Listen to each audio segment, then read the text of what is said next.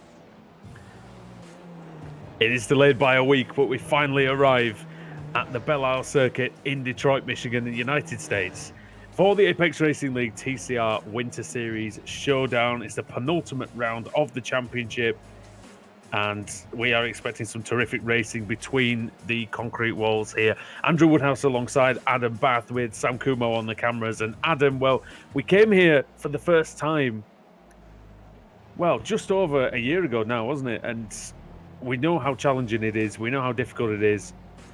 The drivers will just be hoping that they have some clean races, because it's going to be really key for the championship. And there's an extra incentive in there compared to last year, that it's the penultimate race meeting of the season. The showdown concludes this time next week at Daytona. So there's an added thing that the drivers will need to think of today. They don't want to make sure that they throw away their title, especially the guys at the top, the likes of your Jack Sedgwick, Dave Baker, Ross McFarlane, those three at the top. And yeah, you're right, the concrete walls around this circuit, it is pretty much the street circuit that we have here on the iRacing service, so that will throw another challenge for these guys as well, as the qualifying session takes place at the moment. And it is, as expected, pretty close. But these touring cars, you'd think there wouldn't be too many overtaking opportunities, but when we were here in the Kia, these guys managed to pry open quite a few moves in some of these corners. Yeah, I was lucky or unlucky, depending on your point of view, enough to compete in the only meeting we had here in the Kia Optima, and it was very tough out there. But overtaking certainly was possible. You need to be brave, you need to be decisive if you're going to do it, but you certainly can make moves happen around this track. Speaking of making moves, well, there's no more important place to move than the Drivers' Championship, and Jack Sedgwick leads the way with a 29-point lead over David Baker, with Ross McFarlane in third, Wojciech Swidovic in fourth, Ash Sutton in fifth, Dan Kraft sixth, George Simmons seventh, Jason Cooper eighth, Nicole Foggy ninth, Jamie Rushworth 10th, Pete Harrod 11th, and Chris Wood is in 12th. Those are the championship contenders. And over to the AM category, well, Mark Woodhouse leads the way. He's got a 26-point lead, so very similar standings, really. Ahead of Kip Stevens, the veteran in the Automatic No-Kill car, Adam McNally in third, John Roberts fourth, former AM champion, of course, David Van Broek in fifth, and then into the pro team standings. You've got Apex Racing Team at the head of the pack by 34 points. Only a small gap in the Teams Championship, ahead of CQR, then Sim Sports Racing USA in third. And then in the AM team standings, Smile Time Simortal are leading the pack, with Boosted Sim Sports in second, 167 points behind, ahead of Boosted Motorsport in third, Automatic No-Kill in fifth, and X-Out Racing in sixth. So the standings are certainly close, Adam, with not many races to go. It's really about making sure that you make as few mistakes as possible, and, you know, also use the reverse grid to your advantage as well, because if you get drawn a good reverse grid, you need to take advantage. For the guys at the top of the championship standings, race one is probably the most important race of the night. This is where grid is set purely on qualifying pace, so you'd expect them to be at the front, and then they can try and get the best result they can from there. Race two and race three, then you've got to be careful with the reverse grid. You might get put in the midfield or put right to the very back, and that is where it's make or break in terms of the points you pick up, because if you end up getting 2 zeros in those ones, it could affect your title chances. Even though there's only 2 race meetings to go, there are still 6 races, 3 tonight and 3 at Daytona next week, so there is plenty to take place over the course of them, and yeah, we'll see what comes of it. Well, the Belle circuit has been hosting the IndyCar races since 1992, back in the old kart days. First IndyCar round, kart round, sorry, here was won by Bobby Rahal. So some big names that have won here, including Paul Tracy, Michael Andretti, Alex Zanardi, and Dario Franchitti. That was in the 90s. And then into the 2000s, the likes of Tony Kanaan, Justin Wilson, Helio Castroneves, Will Power, Scott Dixon. So a lot of history in a relatively short amount of time, actually. 2 races here. We've got 3 races here for you tonight. And it looks like our championship leader, Adam, is really setting off on the right foot with a great qualifying lap. Yeah, 36.9 for Jack Sedgwick, 1.5 tenths quicker than Dave Baker in second. So it's 1-2 in the championship, 1-2 in qualifying. Ross McFarlane is 4th on the grid as things stand.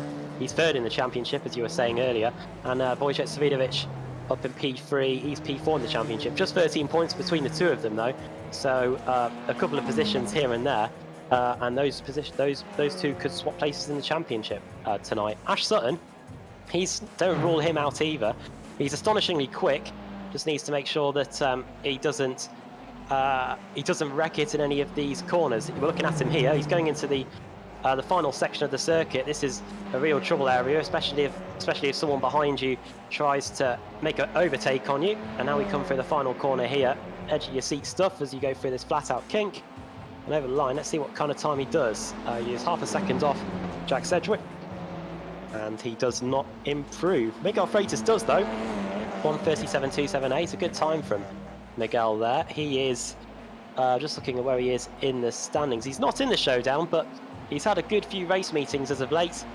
He's gained quite a few places in the order, but that's a very good result so far for Miguel there up in the top 5. Well, Jack Sedgwick's season has been built on 6 wins and 13 podium finishes, but very importantly, Adam, no DNFs, just the 1 disqualification down to protest, but yeah, no DNFs.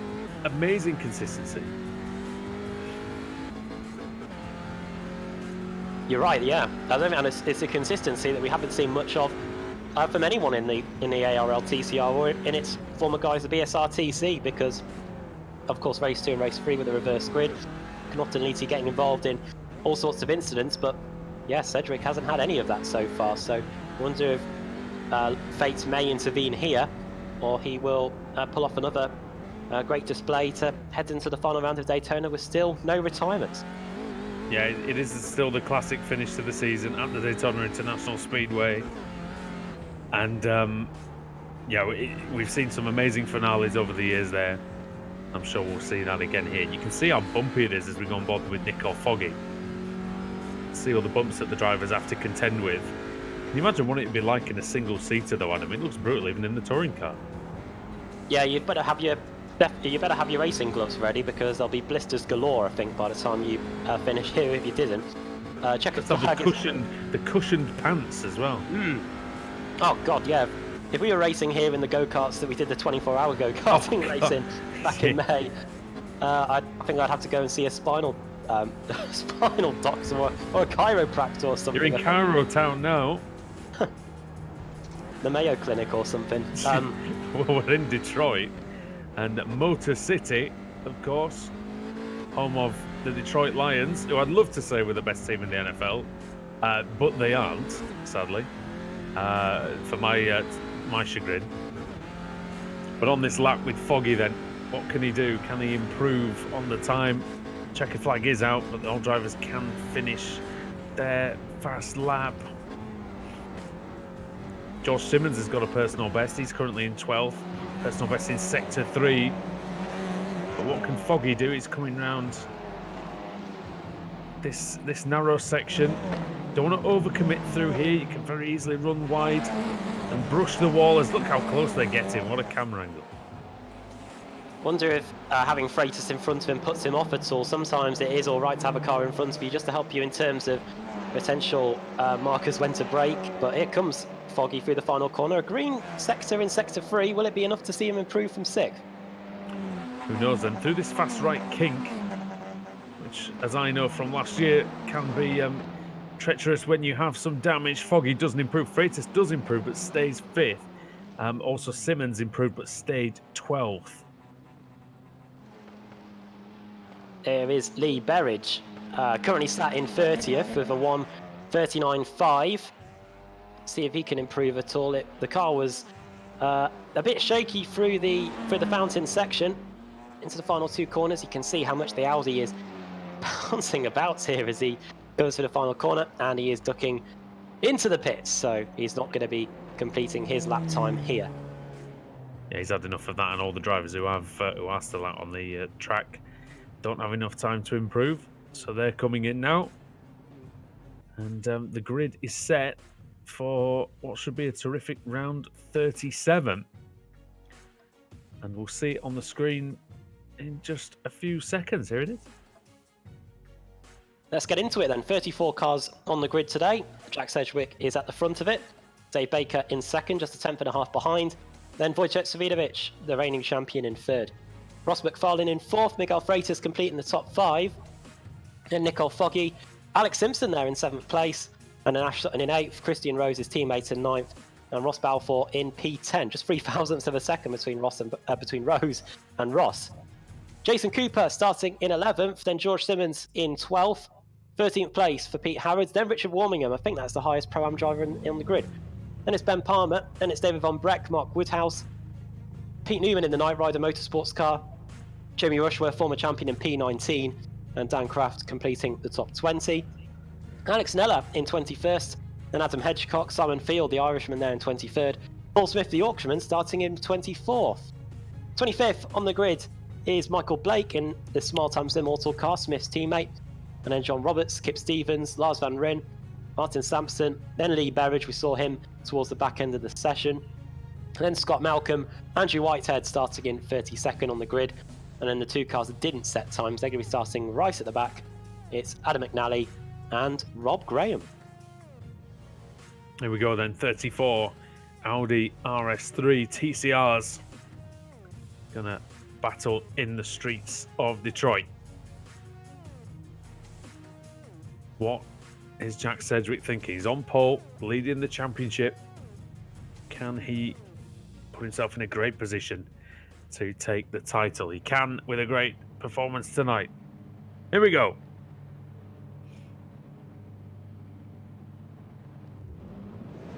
Lights are off. The race is on. It's a good start by Sedgwick. Gets away well ahead of Baker, who doesn't get away brilliantly, but still maintains 2nd place through turns 1 and 2. Wojciech Savinovic is in 3rd place, and he's looking for a bit of a run. Look how bobbly it all is down there. And this is dangerous for Sedgwick, Adam, because if they're battling and Savinovic has found a car's width, can he go up the inside of the CQR car into the right-hander? 90 degrees, bit of contact with Ross McFarlane, and Savinovic is through.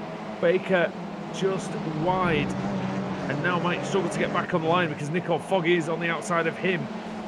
But he flies in front of the XVR car, and Ash Sutton making his way through as well. The Scotsman forced wide almost into the wall, but carries on, and now has Miguel Freitas for company. These 2 are 2x2 as well.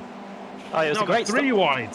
Yeah, 3 wide. Who's that's 99? It's Alex Simpson. He's getting involved now, and he could have 2 places for the price of 1 here, going into the right hand at the end of the back straight. 3 wide is not where you want to be on the opening lap, that's for sure. Simpson having a go on the brakes. Up the inside, he hits the curb hard. He understeers slightly, goes into Foggy, just bangs wheel arches with him. As we're trying to hold around the outside and keep that ever important overlap, almost a quarter panel there. But wisely getting out of that, and now Freitas for company for him. And Ross Balfour, that is, coming through with some good speed on the opening lap. Yeah, it was a good start from Foggy. It wasn't the best of starts for Freitas, and he's now down 5 positions. Oh, definitely. As now Christian Rose snaps 9th place off the Oh, Portuguese. John Roberts has crashed apparently. Oh, there he is. He's into Oh. the wall, and Van Ryn's around as well, and also the Paul Smith. That's Paul Smith, isn't it? and also the oh, there's another one around as well. Is that Scott Malcolm? It's a boosted pilot, and Scott Malcolm also facing the wrong way at that time.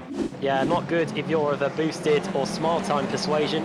A lot of their runners involved in the mess here, but let's see how it all started. This is John Roberts. He must have gone straight on here. Oh wow, that's just missed the braking altogether, hasn't it? And then there was a tap from Van Ryn on, I believe, one of the Excite Racing Energy cars, and that's Adam McNally, I think.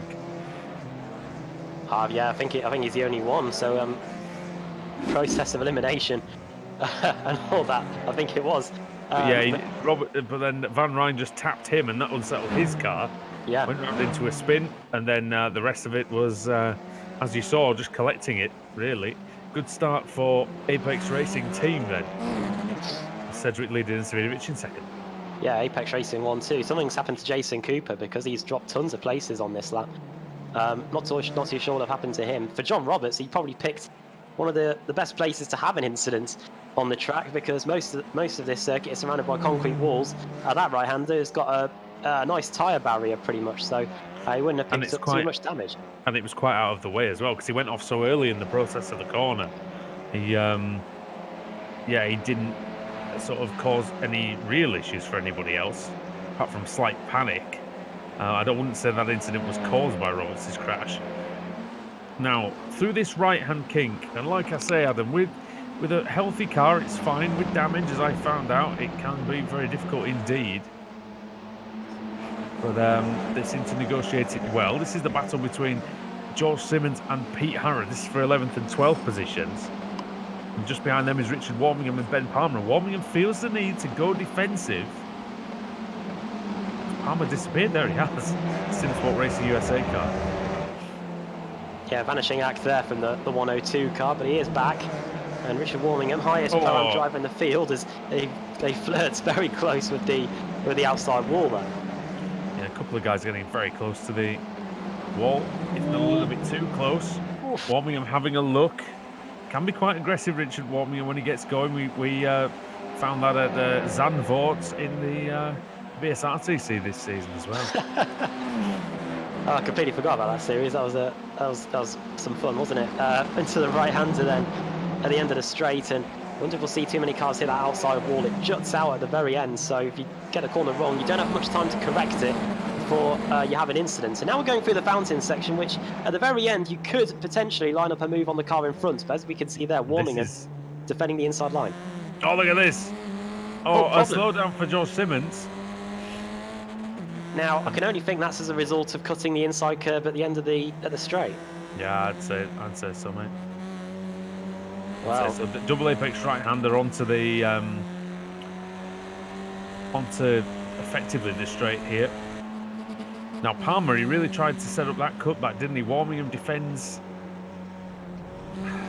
Not going to say needlessly, Adam, but I don't think on street circuits you always need to defend super hard, because it's really going to be a bold move to get through, especially from that far back like Ben Palmer was. He's going for the inside though, he's left it open.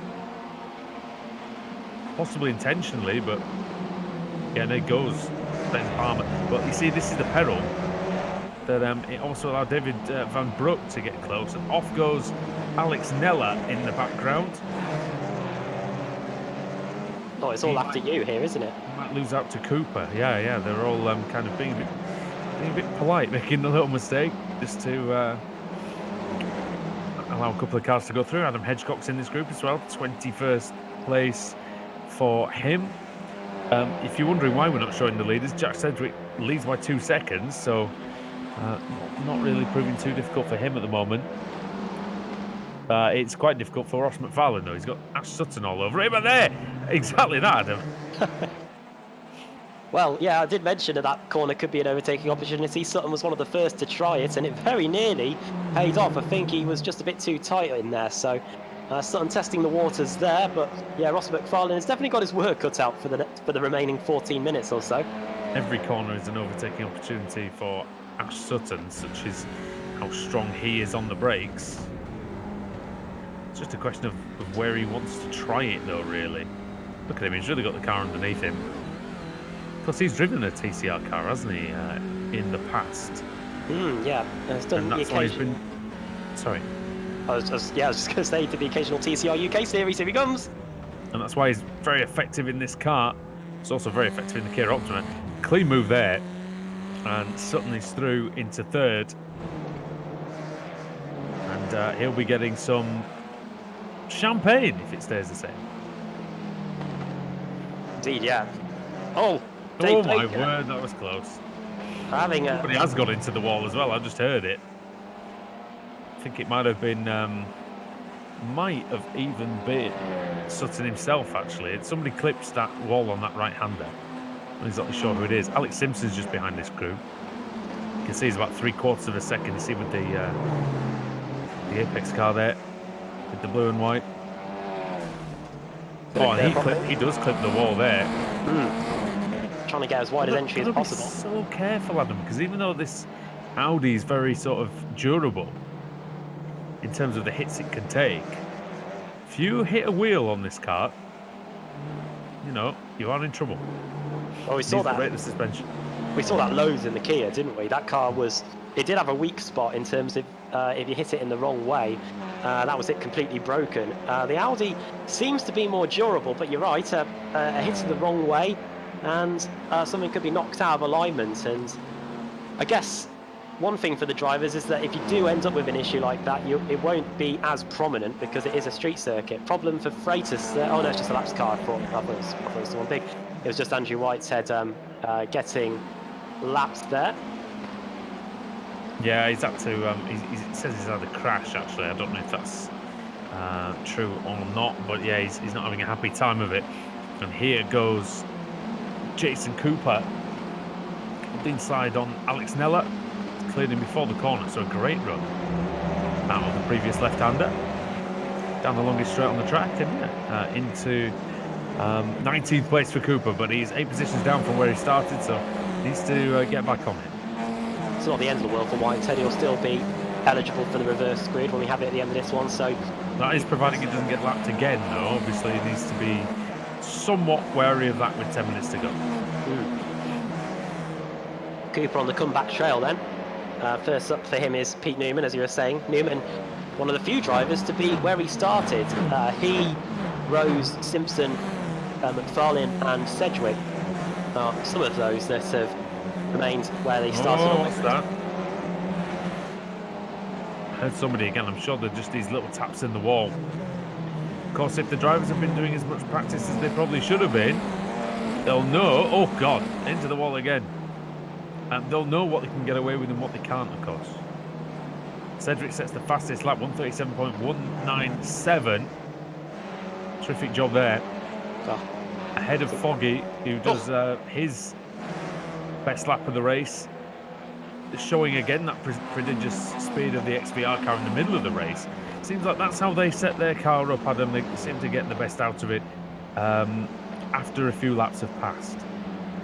Oh yeah, Cedric, clear example of that. He's increased the gap by just over a second since we last spoke about him. It's around 3 seconds. Richard Warmingham is now trying to keep David Von Breckers at bay. Ben Palmer has now finally got by the XVR sim racing driver. So now it's the turn of the highest boosted sim sports car on in the field in race 1 to try and dethrone the Brits of 13th place.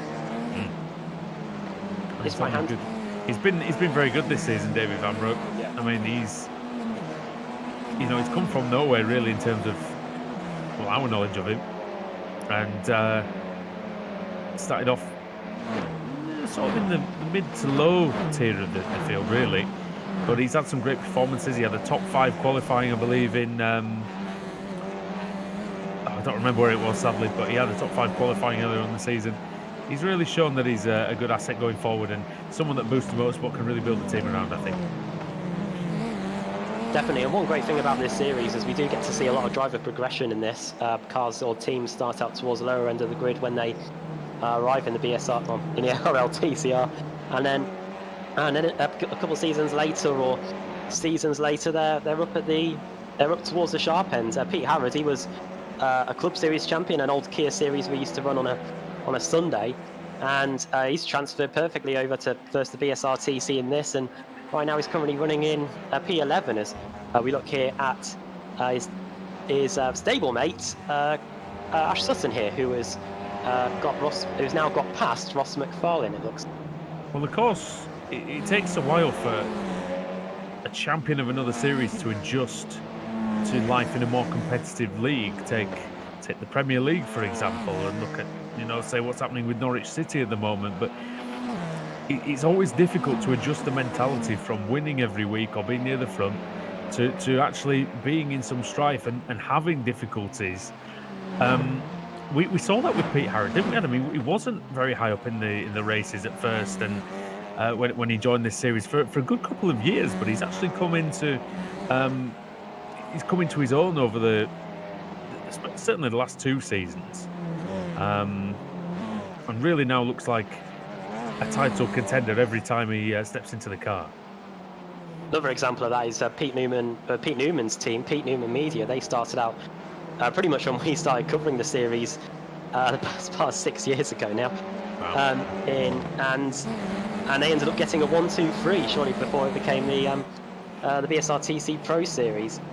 So there is Pete Newman. That's it, and I'm pretty sure when we spoke to Pete, I'll have to potentially go back and listen to the footage another day, but I'm pretty sure he never expected that to happen.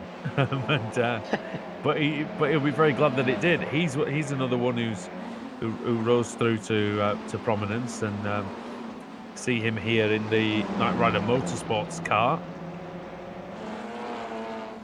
And looking solid as normal. But this is the thing, Adam. Over the years, we see this field strengthen and strengthen.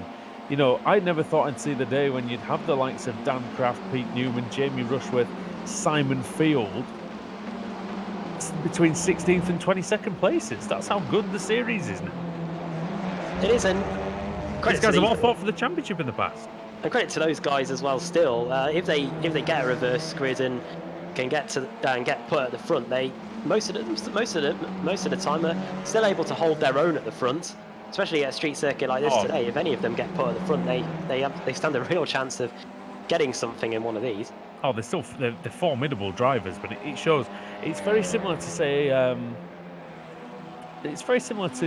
golf in a lot of ways, where there's a lot of very, very good players and anybody can win on their day. I think that's what the ARL TCR is very much like.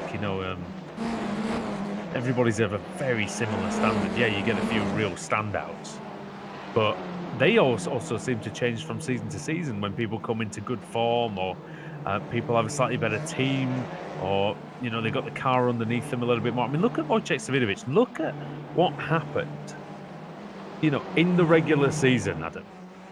Look at what happened there. I mean, in the regular season, he was down in, I think it's 16th place. And it was only the wins that even got him into the showdown. And now he's up there fighting for the championship.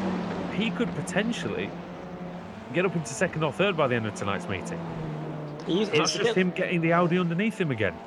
It was a bit like Jimmy Johnson in the early years of the chase. He would have a so-so regular season, and then when the chase started, he'd be able to sort it out and get a title. Oh, big slide in the background by Foggy. By Nicole Foggy. I think he might have clipped the wall there, and that is allowing Ross McFarlane to get right on him. I'm surprised he didn't go for the move there, really, McFarlane. Might go for one here. No, decided to be careful. And rightly so, Foggy's 9th in the championship. McFarlane's in 3rd. Not got a great deal to lose by sitting behind the XVR man. Wonder if the difference. Says Adam McNally and Simon Field have crashed. Oh, Wonder what's gone on. I wonder what's gone on there. Well, Simon Field we were looking at earlier. So this is Dan Craft, who believes also had an incident. Oh dear. Now he got stuck to the wall there. It looks like. Hopefully he's not received a lot of damage from that. There's Simon Field. He's gone into that's the John Roberts. That's the same corner that John Roberts. And then the slide by McNally, very well held, I have to say. But he nearly ended up in there as well. able to get going. Not the best, not the worst of races for McNally. 9 places gained. He and Rob Graham have both gained 9. They're our biggest movers in the field. In fact, McNally started on the back row of the grid, didn't set a time, but he has progressed nicely, and he is in P24. So we haven't got too big of an entry list for this race meeting. We have got a high probability of one of these drivers getting put onto the reverse grid, as we have got a few minutes to go. But yeah, that lost field about 8 seconds. By the way, and that's Foggy going wide again, and this time McFarlane says, thank you very much, I'm going to have that one. And P4 gifted to the man who won the Teams Championship last year with with V Races, sorry. And this is Rose and Freitas. They're going side by side in the battle for 8th. Rose going around the outside of Freitas. He's made that one work, so that looks like a good move there by Christian Rose. They've both got ahead of Ross Balfour on this lap. Yeah, textbook move there by Christian Rose around the outside. Freitas, since his tardy start, he has been able to hold his own in P9. Ross Balfour back where he started as we approach the final 2 minutes. But yeah, this is a decent scrap over the later placings inside the top 10 as they go back onto the front straight. Yeah, and it seems that drivers again just really struggling with the bumps and the braking, especially around here. All sorts of pitfalls to be had around Belle Isle. Balfour's got a great run though. Can the Northern Irishman get anything done into the right hand of the 90-degree corner at the end of the straight? Let's see. Oh no, he can't. Very sensible. Big Ross Balfour decides he wants to fight another day. And P10 would still be a great result for him. Everybody's managed to handle the first corner complex better than that safety car driver did at Belle Isle a couple of years ago. That's worth a look if you've not seen that on the old YouTube. But let's see what Freitas can do this time. The gap is within 0.3 of a second. This straight isn't the longest, but it is still enough to get a decent tow. You can see that from the relative graphic on the far right. He was able to reduce the gap by about 1/10, but obviously, as you can see, it will have to be a little bit closer than that if the Portuguese Team Mad driver wants to get 8th place. As into the final few corners, it looks like Jack Sedgwick is about to start his final lap of the race, and it's a lead that we haven't seen too much from anyone this season. Let's give him a little bit of camera time, shall we? Jack Sedgwick, who's leading the standings, and well, this is about as perfect way to start the penultimate meeting of the season as it could possibly be for him, really. He's just driven away from Wojciech Svidovic 4 seconds. Clear of a 5-time champion is absolutely no mean feat at all. Sedgwick looking smooth, looking quick. He has done all season. We thought, Adam, that 2019 might be Jack Sedgwick's year as round goes Simon Field. Dear mate. Oh, that's Kip Stevens. He just came out of the pits. I think he's just not wanting to get in anybody's way. Yeah, we thought that 2019 might be Jack Sedgwick's year, Adam, but he was a bit erratic at times and got involved in some incidents that he probably shouldn't have done. This year is completely, seems like he's completely changed his mindset and paying absolute dividends for him. Yeah, he's improved year on year, and this season could potentially be his time and someone else's time, someone else to dethrone Wojciech Svidovic. It's only happened once in the last few years. That was when Sebastian Job was able to take the title away from Wojciech, and we know the quality that Seb has on iRacing and many other sim racing platforms. As here comes Sedgwick through the final corner now.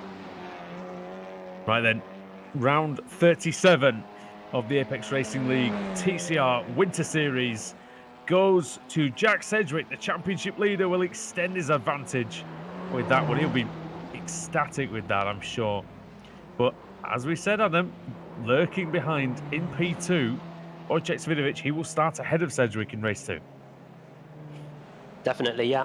So the podium completed by Sutton, so the power of the S, first, second and third for Sedgwick, Svidovic and Sutton. Christian Rose there, we saw his battle with Freitas and Balfour in the closing stages. The CQR driver was able to hold on to P8 in the end. The Pro-Am honours go to Richard Warmingham, which is relatively important. He's 81 points behind Mark Woodhouse in the championship. Woodhouse finished third in the Pro-Am reckoning. David Van Breck also finishing ahead of Woodhouse. So there are points to be gained on Woodhouse. Warmingham actually in the championship was 1 point behind Van Broek in P6. So he'll have most likely gone just ahead of him. But yeah, I think Rob Graham had a crash on the last lap. I wonder if we can have a quick look at that just before we look at the finishing order then. Here's the replay. Just behind Adam McNally. Oh. Oh, it's the same incident, isn't it? As Dan Kraft, and pretty much the same result. Oh, there's a... Oh no, that's Pete Newman. That's Pete Newman, no. isn't it? Yeah, big damage. We're talking about him as well, and he's ended up picking up damage, which results in him finishing in 26th place. It might not be the end of the world because it might help him in terms of the reverse grid. We'll have to wait and see though. See what happened to Newman then. I think we've got it here. He must have done a lot of damage. Must have had a big hit to damage that Audi because they are tanks here. Oh man! Wow. What, it hit with the rear wheel arch? Could that just be... Pitched him up in the air? Could that be tyres? He looked like he understeered into that wall on the... Oh dear. Yeah, it could well be. Oh, shouldn't laugh, but he's kind of having to Austin Powers this one slightly. That's why you map the handbrake, Pete. It's a bit like me on Euro Truck Simulator trying to catch a trailer. I think we've all had that problem. But yeah, here we go. The finishing order is going to be on the screen. Jack Sedgwick wins the race. Wojciech Savidovic's teammate and championship rival finishes second. Ash Sutton completing the podium. Ross McFarlane finishes in 4th place. Nicole Foggy in 5th. Dave Baker in 6th place, just 0.8 of a second away from the Scotsman in the end of the race. Alex Simpson 7th, Christian Rose 8th, Miguel Freitas in 9th, 999 in 9th, and Ross Balfour completing the top 10. Just 0.3 of a second between those two in the end. Sim Sports Racing USA in 2 in tandem. Pete Howard 11th and Ben Palmer in 12th. Rich Warmingham in 13th. He takes the Pro-Am honours in race 1. David Van Breck, the Belgian, in 14th place. Jamie Rushworth in P15. Then Mark Woodhouse, the Pro-Am leader, finishing just about on the Pro-Am podium. Jason Cooper 17th. Dan Kraft in 18th. 19th place for Adam Hedgecock. Then Alex Neller completing the top 20. 21st for Adam McNally, gained a few places during the race. He ended up managing to gain 11, making him comfortably the biggest mover. Paul Smith was involved in some of the shenanigans on the opening lap, but still managed to salvage a 23rd place finish. Martin Sampson in 24th. Rob Graham 25th. Pete Newman, that late incident means he finishes in 26th. Then Simon Fields 27th. Lee Berridge in 28th. 29th for John Roberts. 30th for Scott Malcolm, and then Kip Stevens a lap behind, also a lap behind Andrew Whitehead. So crucially, those two are eligible for the reverse grid. George Simmons failing to finish, 5 laps down. Not too sure what happened to Simmons to cause that drama. And Lars Van Rijn out very early on. He was in the mess at the final few corners on the opening lap, so that's why he finished at the back. Well, lucky for Andrew Whitehead, as Adam alluded to earlier on, he is in the reckoning for the reverse grid pole. Anyone who finishes 1 lap down or less is eligible for the reverse grid wheel, and spinning said wheel will be the man with behind the cameras, Mr. Sam Kumo, former iRacing IndyCar champion. Thanks, Andrew. So yeah, the wheel is on your screen, so let's spin and see what we get. Considering the turnout, I think there is a very high likelihood of full reverse, but we will see. Could make it fun, definitely, if we get a full. Well, your wish is granted. It is 45, which means full. Wow.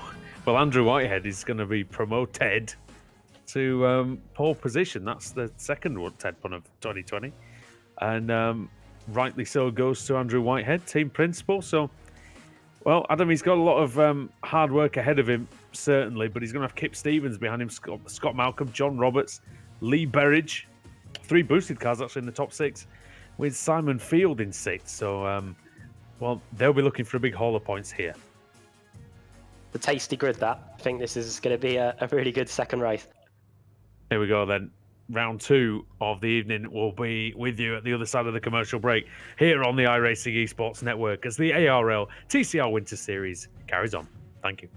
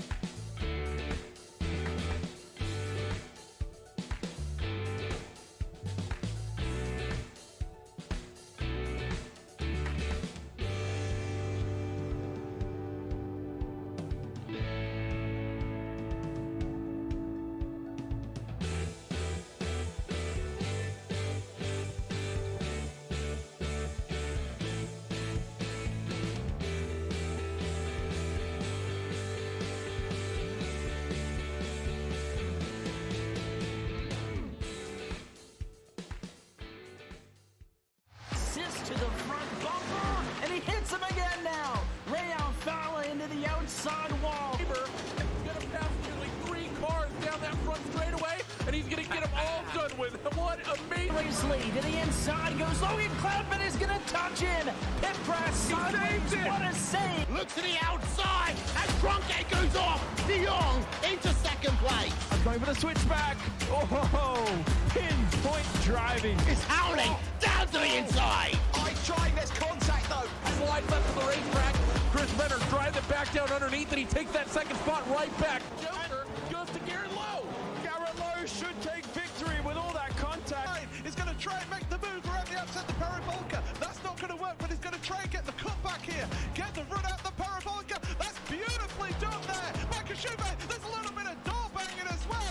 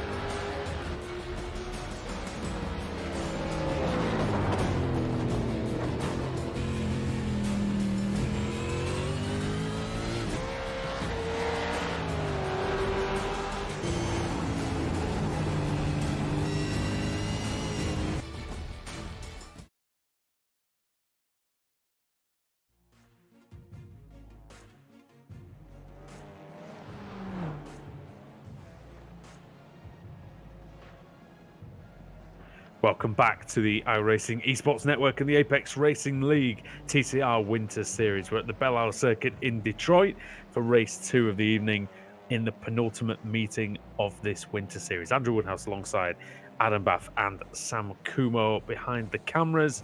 And Adam, race 1 was a masterclass by Jack Sedgwick, but now he literally has it all to do. He will be starting pretty much at the back.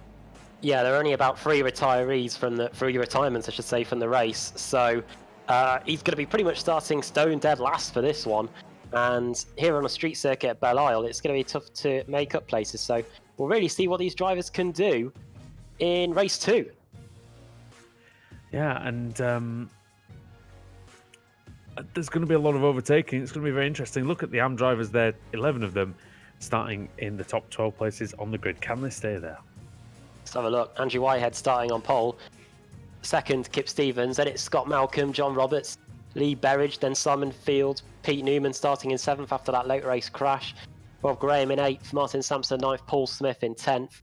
And the top 12 rounded out by Adam McNally and Michael Blake, and the rest of the grid appearing on your screen there. And you still can't see the guys that were at the front of the field in race 1. They're starting all the way back in, there you go, 31st, 32nd, 33rd and 34th places. Here we go, we're not too far away from getting ready to go here. 5 lights going to come on above the drivers. And then we're going to be racing for 20 minutes in Belle Isle. Here we go. Whitehead got away decently, but Stevens gets away better into turn 1. He thinks about a look. That's the 2-time champion there as grass is kicked up. Need to replace your divots, boys. Oh, into the wall. Pretty hard goes Berridge. He got away with it. Nearly 4 wide in the middle. That's Smith trying to make moves. Roberts dropping down the order with a slowdown penalty. But Whitehead continues to lead then as Stevens is in P2 still.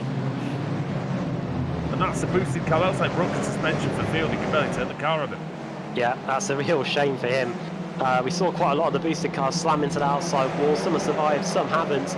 It looks like Simon Field's one of them that came off the worst for wear. Not like poor John Roberts was one of them too. Oh, look looking at here, Sutton. Sutton trying to make hay here. It's already up 5 places. It's not taken him very long. 2017 British Touring Car Champion. Yet to be an Apex Racing League TCR champion. In fact, technically, oh my word. Oh, crash, huge one. Huge one on the back straight. That's Alex Simpson, Ross Balfour. Somewhere there. Savinovic, I think, might be in that. And Simmons. And then the boosted cars. So that's a big one. Huge crash. Taking out a lot of the championship contenders there in one fell swoop. Dear me. Here's the replay then. Let's see how it happens. We're looking here at Wojciech Savinovic. He is going to be... Oh, that's it. That's it there. Oh, and then the track's blocked, and there's not a lot he can do about it, Savinovic. He will carry on, but severely hindered. Let's have a look and see what happened between Malcolm and, not Malcolm, Balfour and whoever that was. Because that's what started it all. That won anyway. Lee Berridge just took the lead. Yeah, Kip Stevens has disappeared. Well, he clobbered the wall, didn't he, Berridge? Coming out of turn 2. The corner that they've just gone through. This is Pete Newman looking for the lead then. On lap 1, Berridge gives him a very wide berth. And the multiple-time race winner, Pete Newman, is through. Oh, that's a collision with the wall in the background. I think that might have been possibly Sampson. That's what happened on the street circuit though, Adam. If you make a mistake, have a tangle, can implicate the entire field nearly. Yeah, I wonder if tempers are starting to get a little frayed as we now go into the second race. Stevens, after whatever happened. Oh, there we go. There's another one. 4 or 5 cars involved. Oh dear, that was a bad rejoin. Van Broek needs the handbrake. Can't see the. Can't see what happened in front. If everyone's got going again, it looks like they have. So no need for a safety car on this occasion. We do have that at our disposal. We need to remember that, of course. We do, but it's one of those only for a really serious track blockage, really. No, another car in the wall. Oh, that's Pete Harrod in the fence.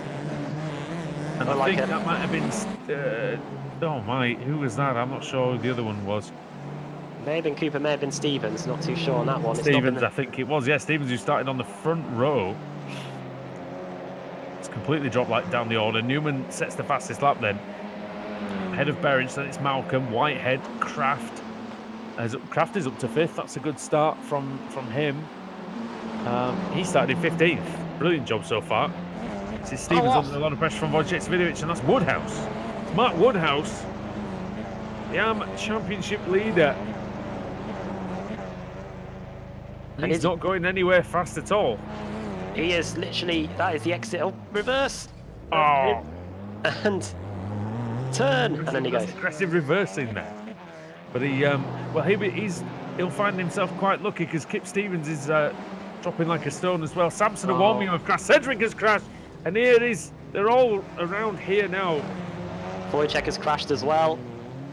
So this has major implications, of course. In terms of the championship, unless they can't get going, Cedric looks like he's able to. Here is a replay. Once again, that's why you map the handbrake.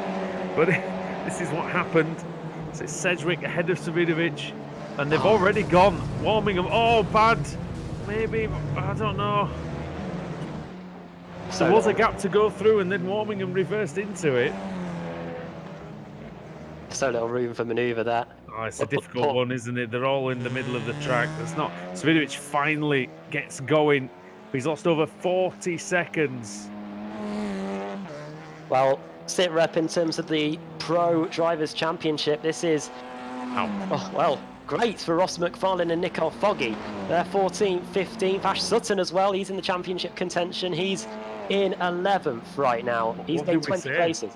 What did we say though, Adam? You know, you can trigger a big one at any point. We've had a few separate crashes.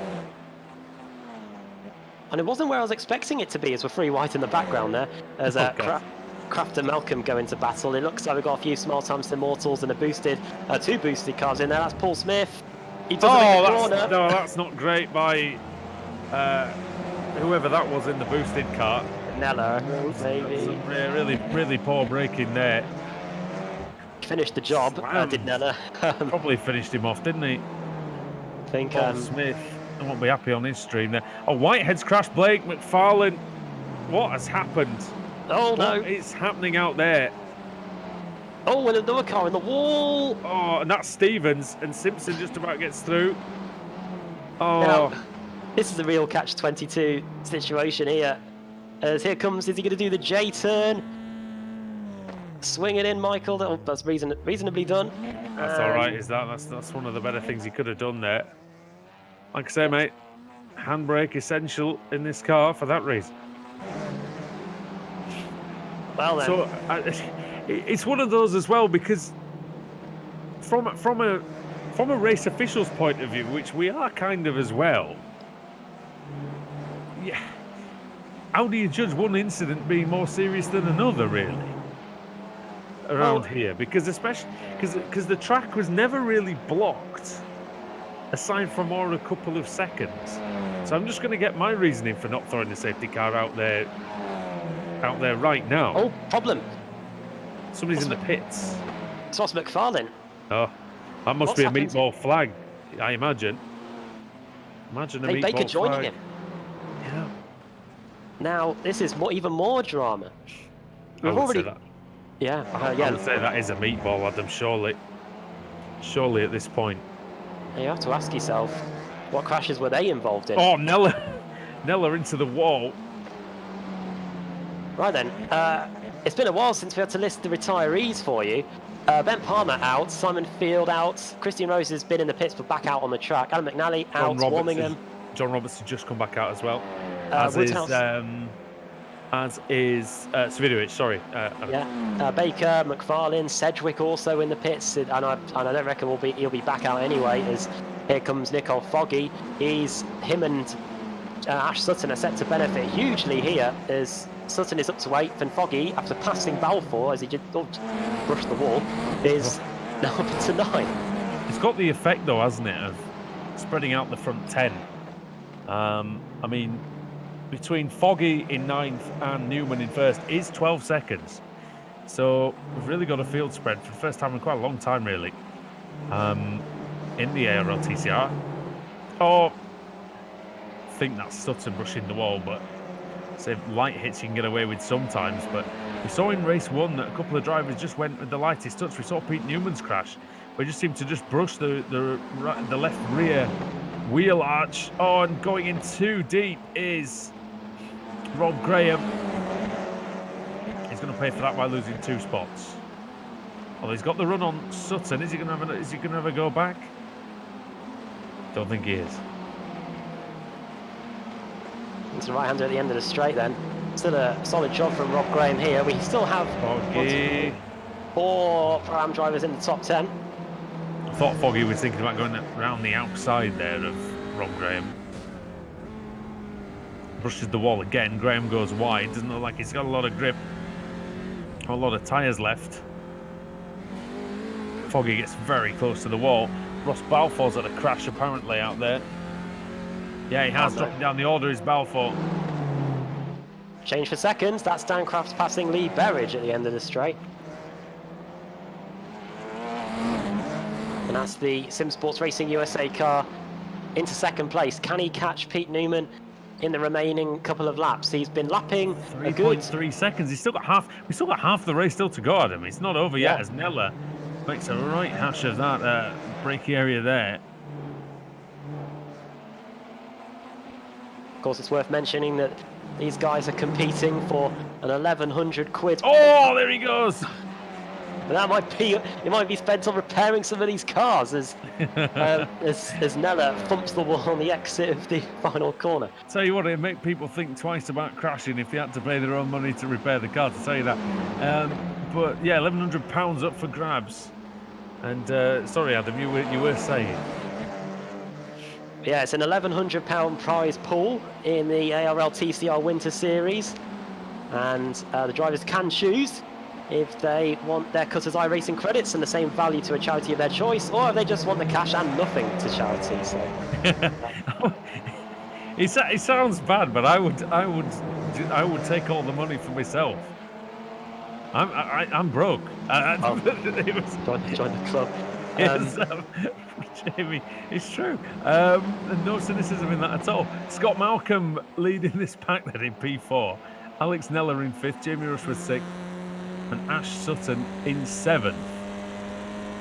Saying that, Adam, we'd have to be good enough to win the money in the first place. As here, as we proved in the BSRTC that we're certainly not. Around the outside goes Rushworth, he's having a look. Here comes Sutton as well. Can't quite get that one done. But Sutton, his teammate, moves. Oh! Did they collide slightly? I think Rushworth just slotted in behind, but it's enough for Sutton. Oh yes! What a move there! Has he got it though? This is a great camera angle looking back from Scott Malcolm's car at the battle between Sutton and Nella. Nella's trying to run around the outside. Sutton really decisive. As I said, you have to be around Belle Isle. I think Rushworth has got by Nella too, so that has been a very profitable lap for the CQR team and for Ash Sutton as well. He's got past his teammate and he's now into the top 5, and he'll really fancy his chances of getting 4th place here with Scott Malcolm in front of him. Scott Malcolm, a great livery on that Smart Time Sim Auto car, but he's having one of his best races of the season, P4 at the moment. I do think it might not last. Going to last too long with Sutton behind him, but certainly going to try everything he can. To be fair, there's a few very, very fast drivers behind Scott Malcolm, so you might as well try to fight a little bit, because you don't want them to just all sort of be gifted the positions. Well, he's already lost one of them to Sutton. He might be about to lose the other one here. Here comes get the slipstream off of Sutton here. He's going down this Valencia-esque straight, I would like to say. Yeah, I'd agree with you on that, actually. Oh, big one. There goes Malcolm, and there goes Nella as well. Alex Nella, who's been threatening to have one of those all night. Oh no! What's this? Oh, what's happened here? That's dirty dancing. And it seems like both of them, nobody puts either of them round the corner because they're in the middle of it. Here's a cha-cha-cha in the TCR. And Mella manages to get away. Malcolm, I think, has just been able to do the same. They're both now down in 19th and 20th. That wasn't very American smooth of them, was it? Oh, Oh my God! Balfour escapes disaster across the front of Andrew Whitehead's car. Whitehead very sensibly got out of that one. He's prey to Kip Stevens now. Stevens, who started on the front row, dropped well down the order and then benefited from the crashes, is back up into 16th place. What a race, Adam. I know it's been very chaotic, but certainly exciting.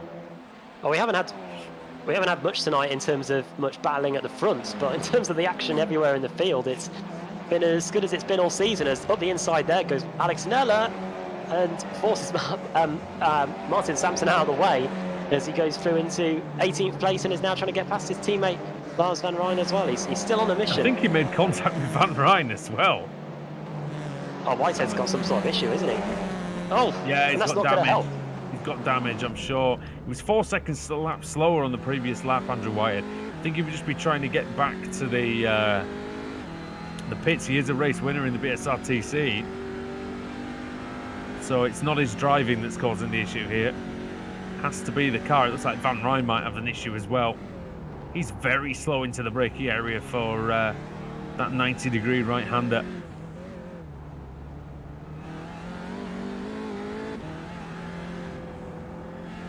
Fourth gear through the long left-hander. We're going to go down to second on the brakes here, down to third. Stay in third. Tough corner, that, really. So you want to carry the speed through it, but also you've got to be aware, you've got to prepare for that right-hand hairpin soon after. Foggy again.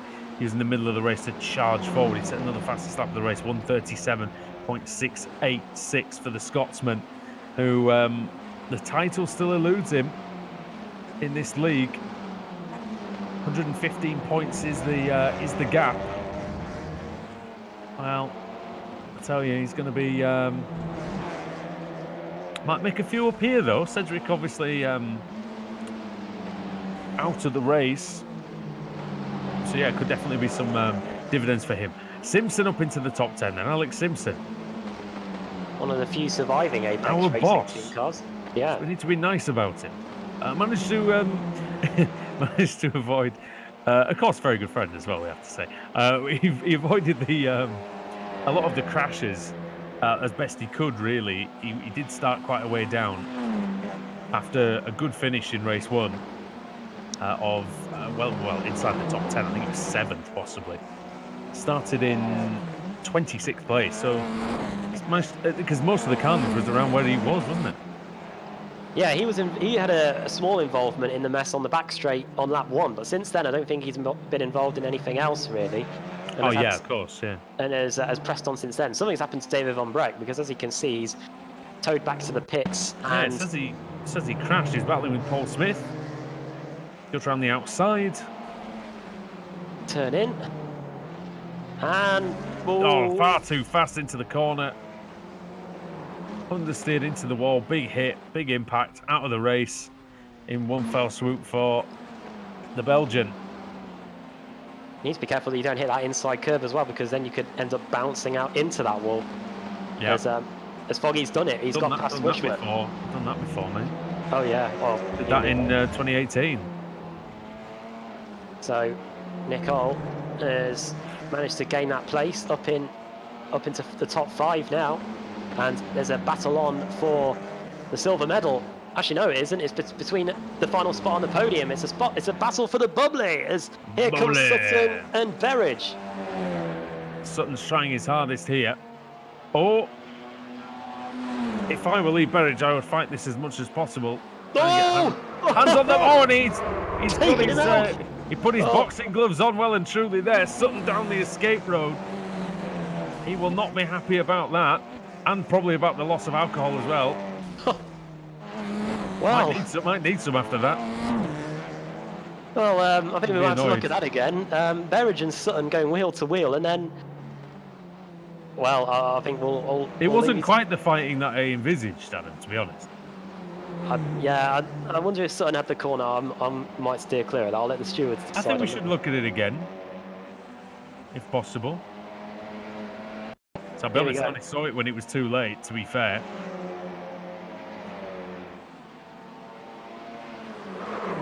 Oh. I'll be honest, I have no idea. I think you could argue 6-1. that they both moved. That Sutton was expecting Berridge to be further over to the left. Berridge was expecting Sutton to be further over to the right. Probably it's a racing incident from my point of view. Maybe it will come to light differently in the future. Fortunately for the Sutton, stewards meeting is for, but that means Berridge maintains his bubbly for now.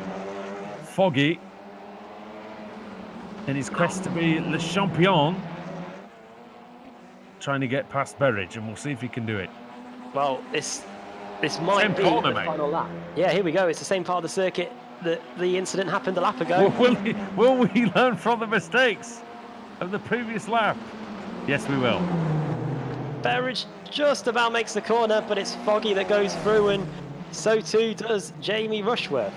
Now, will Pete Newman get to the line to start another lap? I think he will. He might. Oh, it's one of them where you almost feel like you want to slow down, but he might as well just go on for another one.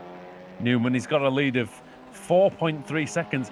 He's only extended the lead, Adam, since Kraft got into second place. So we all expected Kraft to maybe close in a bit, maybe half the deficit, but Newman has really pulled his socks up, and well, we mentioned him earlier, didn't we? He's on for another win. Indeed he is, as we now start the final lap of the race. I'd love to know how many cars that started inside the top 10 that are still there. I can tell you. 2. 2. Would they be Newman and Berridge? They would. Yeah. There you go. The biggest mover, incidentally, is Nicole Foggy, 25 positions gained from his 28th place on the grid. He might get the bubbly. It could have been a whole lot worse for Sutton. He's only dropped down to 7th place after all that. And I wonder if he could still catch Berridge and Cooper. He's scything into them in the final. There you can see him at the back of the shot. I wonder if he can get to them in time. Him and Berridge scythed into each other, didn't they? Already once. Well, that's what happens What when is the he? points He's at two. He's two. Yeah, indeed. He's 2 seconds behind. As Cooper's right alongside. Well, there might be one final push here for P5, but well, Pete Newman, Adam, he's led for pretty much the entire race. Only like 1 or 2 laps that he was behind, but he's done an absolutely brilliant job, and he's coming around the final corner now.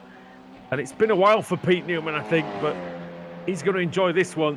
The winner of Belle Isle Race 2 is Pete Newman and Night Rider Motorsports. He was certainly kitted out for this one. Kraft P2, Foggy in 3rd, Rushworth in 4th. Brilliant stuff.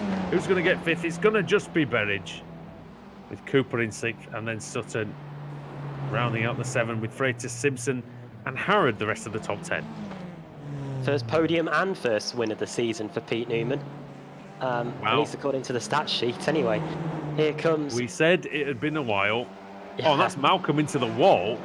He might be under threat from Michael Blake as a result of that one. Through he goes for 18th.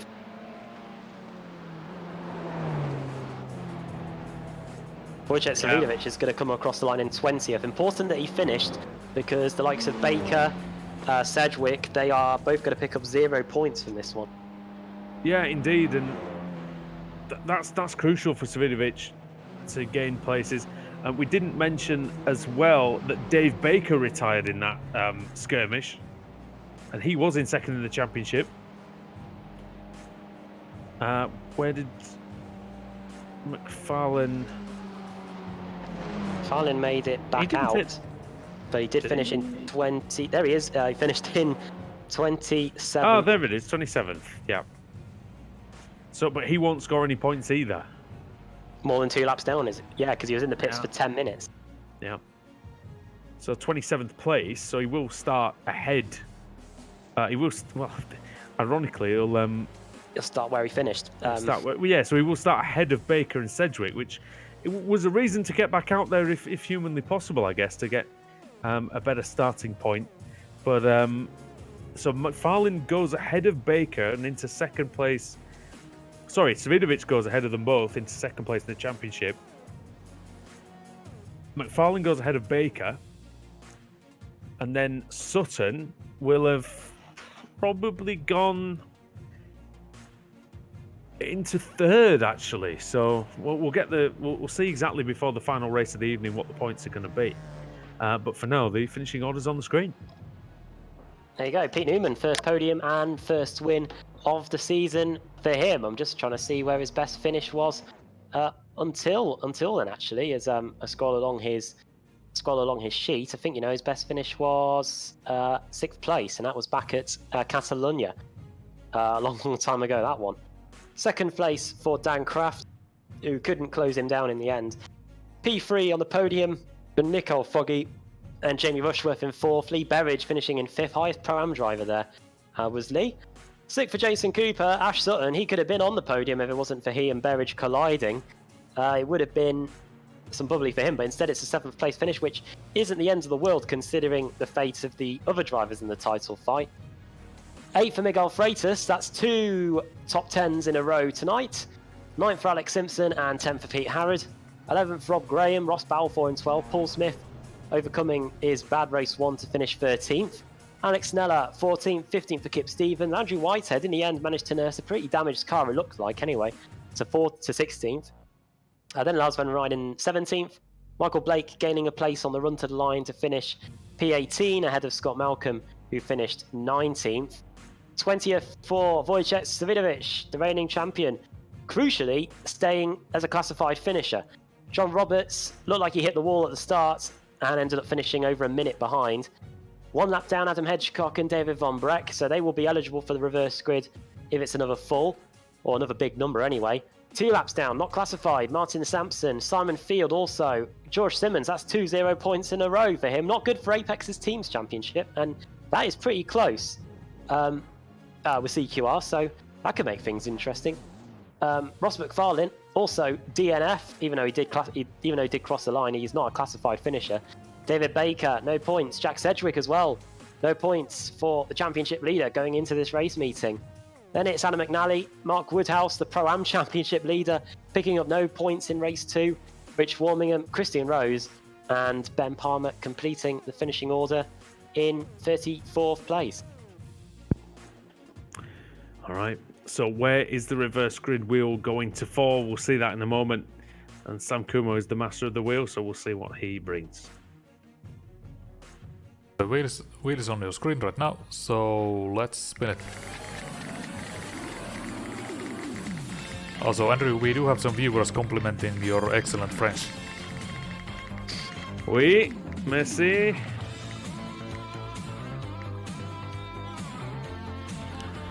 And what do you know? It is 45. That means full reverse. There you go. 45. It was. And that means that it's everybody who's on their lap down or less. Is that going to be... Van Broek, is it, Adam? You would be right. Yes, he was the last car 1 lap down, so it'll be him on the pole.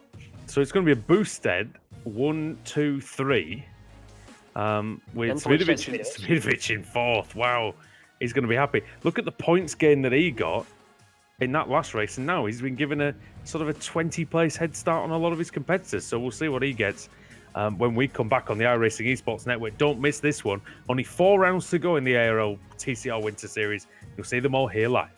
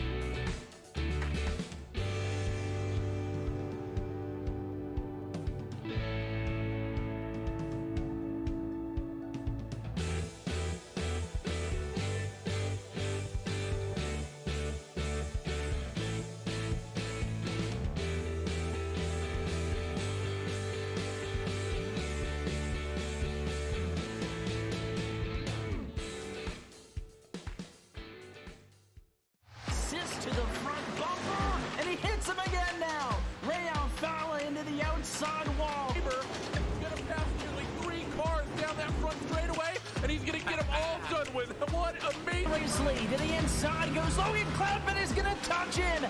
Pit press sideways. What a save! Look to the outside as Cronkite goes off. De Jong into second place. Going for the switchback. Oh, pinpoint driving. It's howling down to the inside. He's trying, there's contact though. Slide left of the racetrack. Chris Benner drives it back down underneath, and he takes that second spot right back. Joker goes to Garrett Lowe.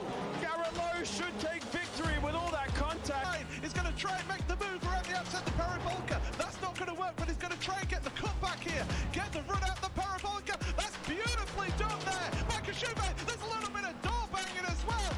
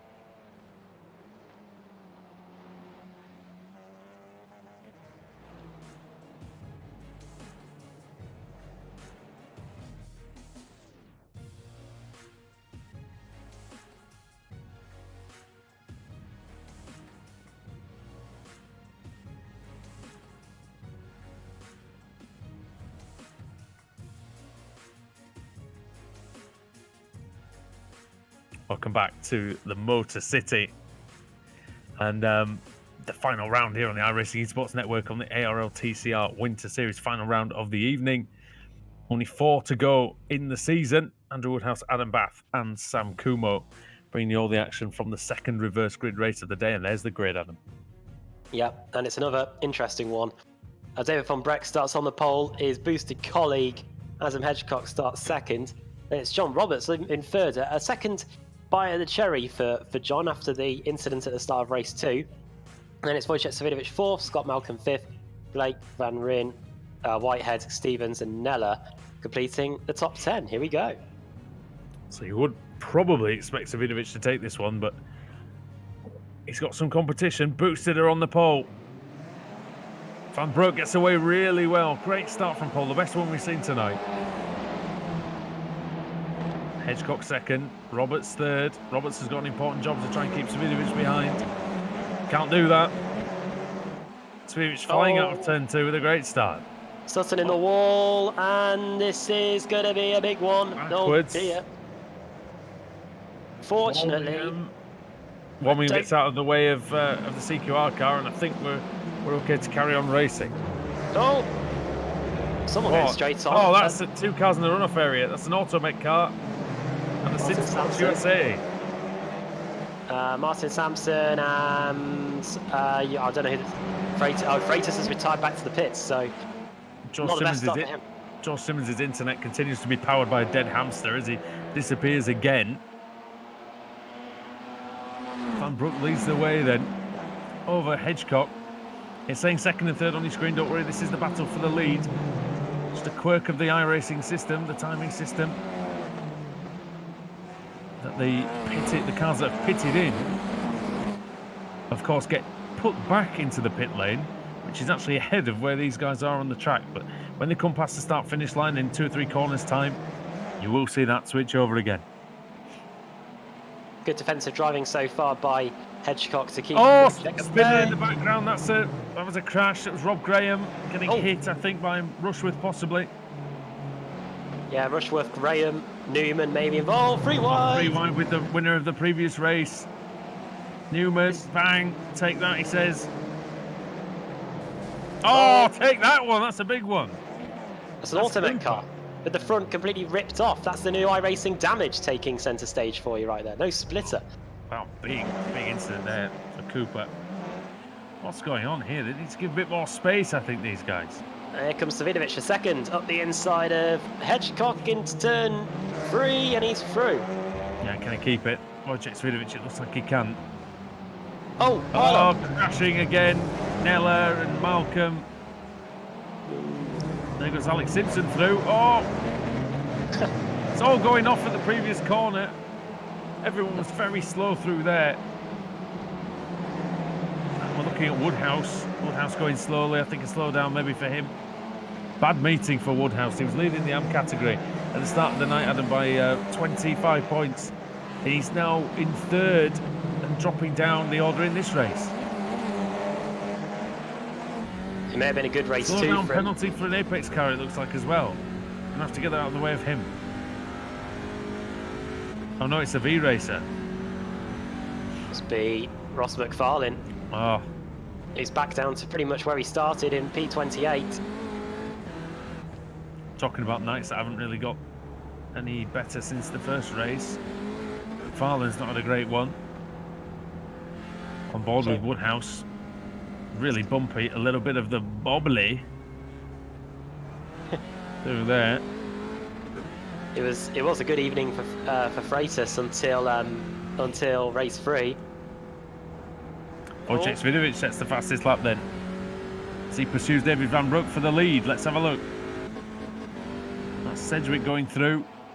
This is for the lead of the race. Wojciech Savidovic. He's got a job in his hands to get past Van Broek. He's very capable. Hedgecock and Balfour and Roberts, then the top 5. Sutton up to 16th, Simpson up to 10th, Foggy up to 11th. They've had a good start. Jack Sedgwick up to 14th place, battling away with Rushworth at the moment side by side. But I think we'll stick with the lead and see if Savidovic can take it, see if Van Broek can keep it. Well, this is where some of the moves were done in race 2. Let's see if it's going to happen here. But Van Broek defends in the right position. And has he gone too wide though? Maybe a little bit. Well, Just it's all right. holds on. Yeah, he was able to keep the momentum going as best he could through there. Svidovic, who wants a share of that £1,100. Lower prize pool than normal because of the shorter season, but still a fair chunk of money to play for. As it comes to its conclusion next week at Daytona.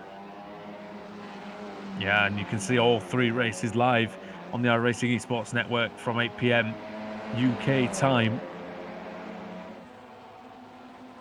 So be sure to join us here for the conclusion of the, what is this, I suppose, the 2019-2020 season. And then the Pro Series will begin not many weeks after that, really. Ross Balfour in the purple, 137.5. Now Svidovic has got to look up the inside. He's got to run on Van Broek. Polish driver goes through. Who resides in Ireland. Oh no, Ross McFarlane's done for the day. He's back in the pits and he's facing the wrong way in the pit lane. Not sure how that happened. He came into the pits anyway before he jumped there anyway. Oh, let's have a look at the replay anyway. On board then, through the double apex. Until he had a meatball, just like he did in race 2. Oh, he's charged into the pits. Yeah. I've had it, he says. He's had enough of that one. See the frustration building. You can only get away with that in sim racing, really. Don't try that one at home or on your local racing circuit. Here's Cedric up the inside of number 27. That is Rob Graham. Replay. Oh, bang! Oh, a big smash. Sutton involved as well. Track was momentarily blocked, but again it cleared up quite quickly. Sutton was involved. Got caught up in that one, really. All happened kind of in front of him. Oh, and Cedric wide again, having damage, I wonder, maybe. Oh, it's a big struggle behind them. Well, after cruising to victory in race 1, it hasn't been the best of evenings for Jack Sedgwick. He did get knocked around quite a bit in that one, and it's taken its toll on Ash Sutton, hasn't it? I think Sutton's out, yeah, he's in the pits. He's done for the day.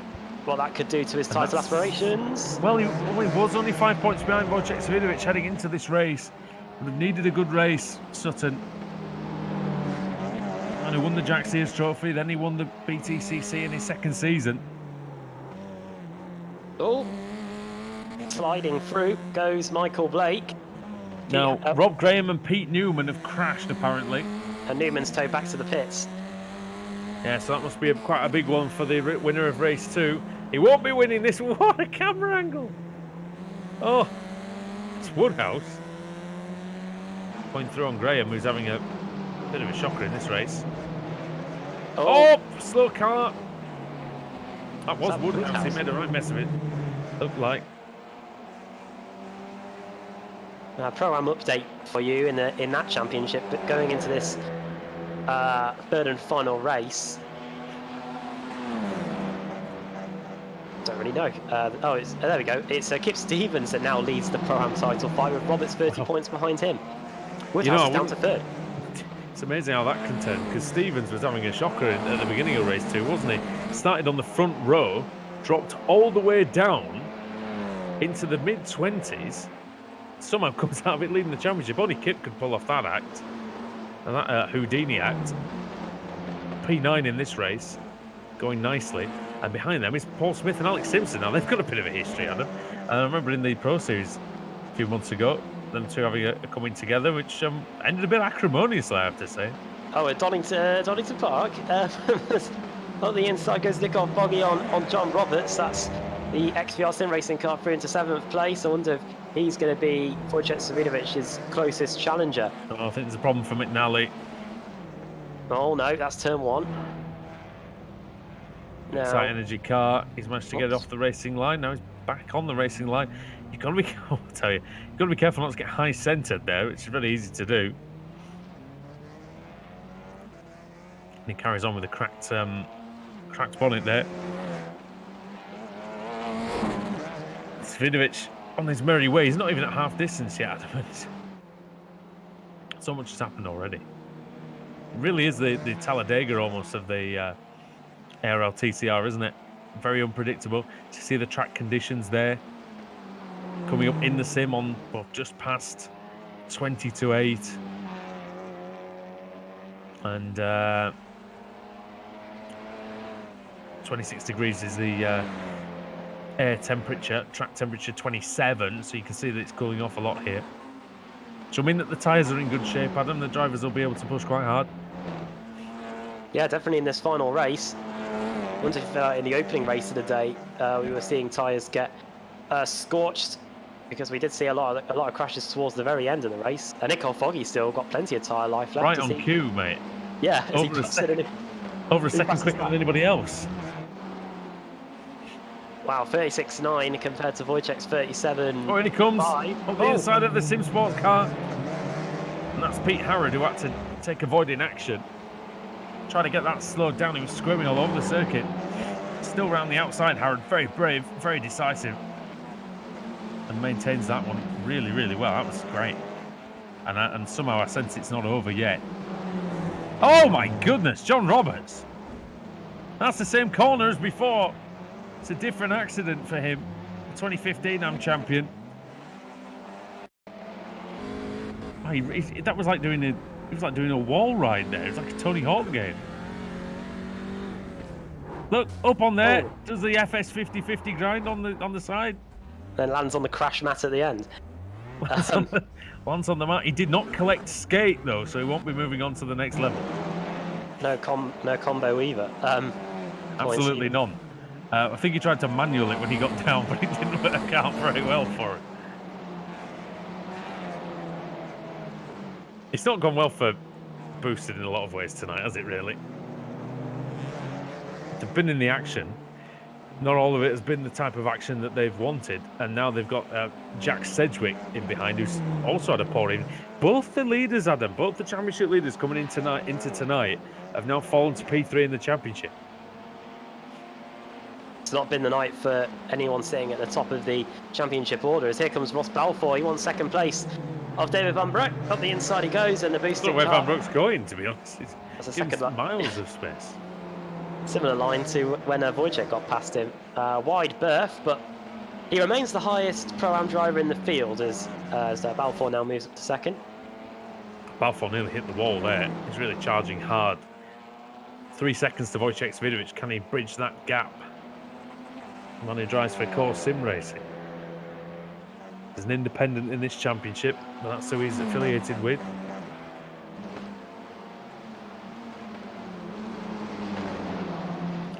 Lap 8 then of the Belle race, round 3 of the evening, the final one.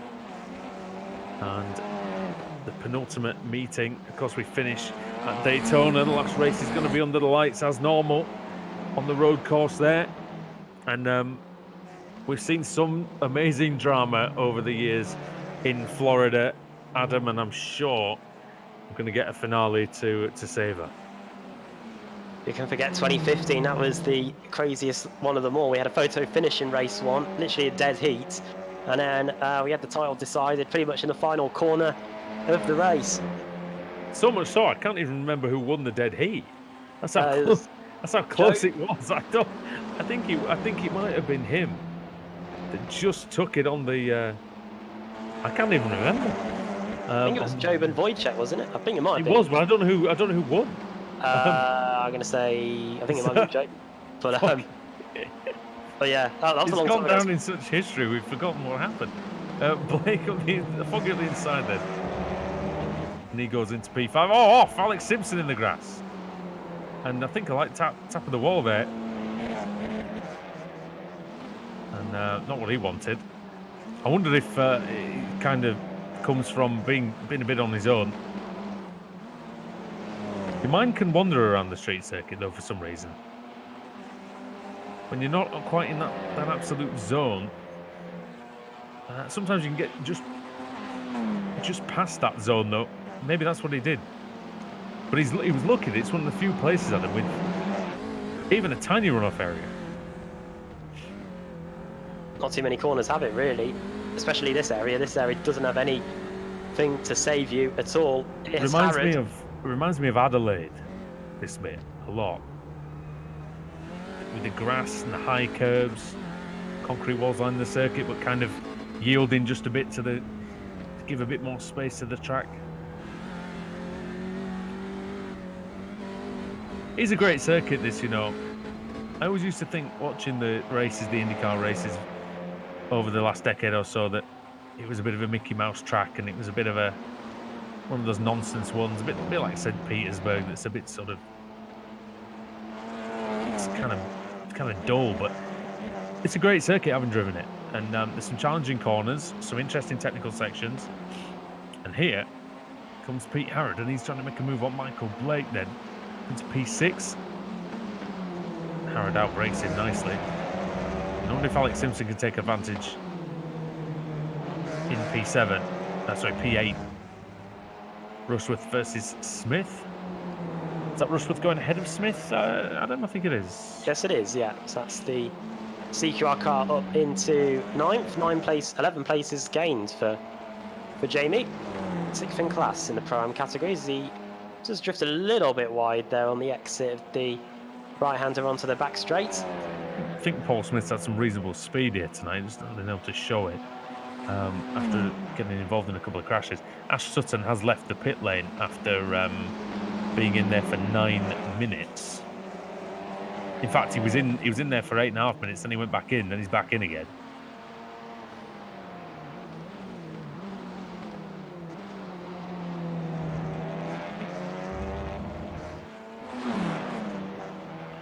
Right then, so Savidovic leads 3.3 seconds ahead of Ross Balfour, and then it's David Van Broek in 3rd, Adam Hedgecock 4th, Nicole Foggy in 5th. This is the ARL TCR Win Series on the iRacing Esports Network. Andrew Woodhouse, Adam Bath, Sam Kumo bringing you all the action from the penultimate meeting of the championship. Glad you could join us on Thursday evening as normal. So the finale, as Adam said earlier, will be contested at the Daytona International Speedway in a week's time. Christian Rose here, Adam, looking to stave off Mark Woodhouse. Yeah, this is a potentially quite important race for Mark Woodhouse. Doesn't want to lose too much more ground in terms of the Pro-Am fight. He's currently sat here in 21st, which granted isn't the end of the world. He's still getting points on the board, which is something that he wasn't able to do in race 2 with the DNF. Well, he's only behind Kip Stevens. Out of the... Well, Van Broek's going to actually pick up a lot of points on him, isn't he? So Van Broek and, and Smith as well. In fact, all of them. I was going to make a point. Turns out my point was nonsense. No. Do your research, everybody. Fake news. It was. Here is Scott Malcolm, who is in 25th. Sleepy Eyes Andrew Woodhouse, that's what that is. Reading that one out. Who is... Until it's getting late. Well, just hang in there, everybody. We've got 2 minutes to go, and feels quite spread out, as you can see from the track map on the screen. Closest battle on the circuit is between Paul Smith and... Sorry, not Paul Smith. It's Kip Stevens and David Baker. A couple of attempts of a second between those two, as here comes Dave, who was sat in the pits throughout all of race 2. He wants some places and points, and he's going to get some by getting past the two-time champion, well, the former two-time champion. He's kind of been unleashed in this race, Dave Baker. Starting 28th place. He's fought hard through the field, and he's worked well up to 11th.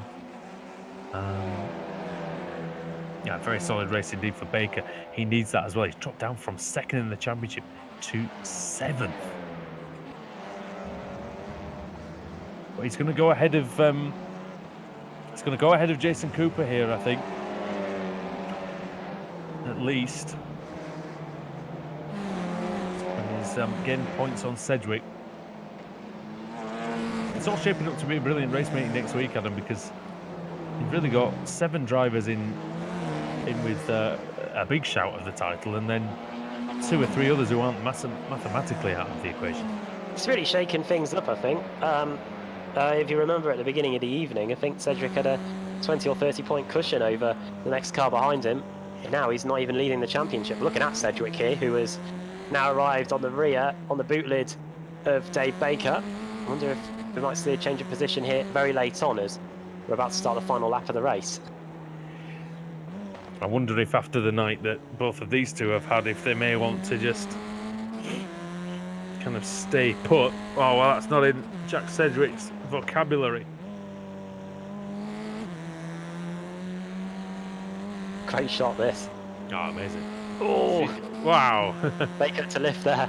You can see how bumpy it is, though. From this shot, the wheel just dancing about over the surface. Cedric's Now, found it. Cedric's going to look on the inside, but Baker too far in front on this occasion. Former champion of the series, Cedric hasn't been the champion in this one yet. Looking to get his first title, Baker his second.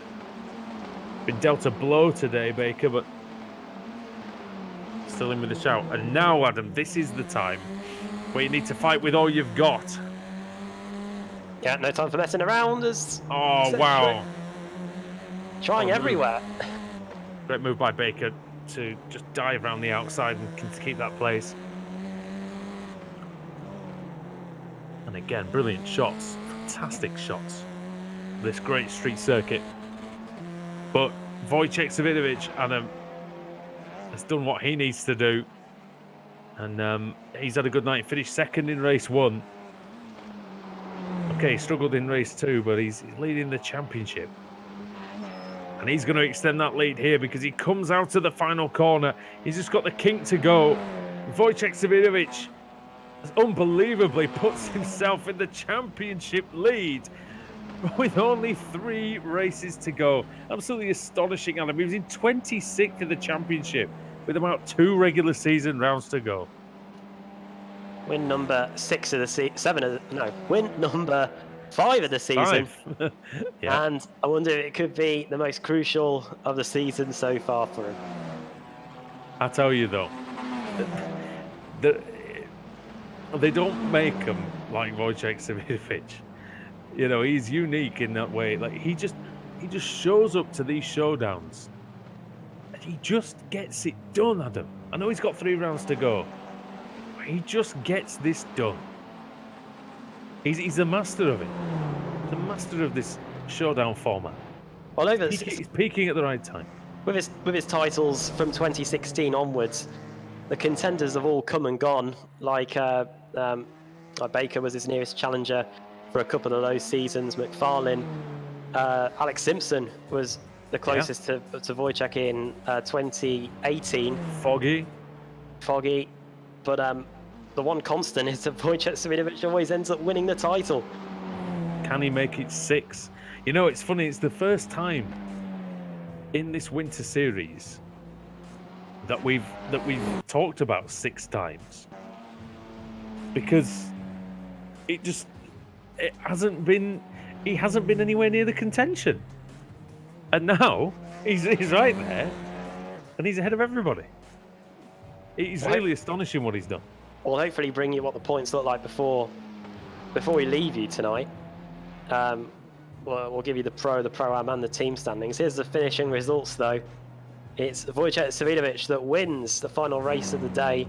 Second for Ross Balfour, third for David Von Breck, highest Pro-Am driver as well, and he gets some bubbly as well. Bubbly. Adam Hedgecock finishes in 4th. 5th for Nicole Foggy, 6th for Pete Harrod, 7th for Alex Simpson, 8th for Michael Blake, 9th for Jamie Rushworth, and 10th for Paul Smith. 11th for David Baker, 12th Jack Sedgwick. Important that he got some decent points after his DNF in race 2. Kip Stevens, 13th, Lars van Rijn in 14th, Alex Sneller, 15th. Then the 2 teammates, Palmer and Kraft, 16th and 17th. There's George Simmons. I think that might be his first finish of the night, you know, in P18. 19th for Christian Rose, then Mark Woodhouse, Rich Warmingham, Simon Field, Andrew Whitehead there in 23rd.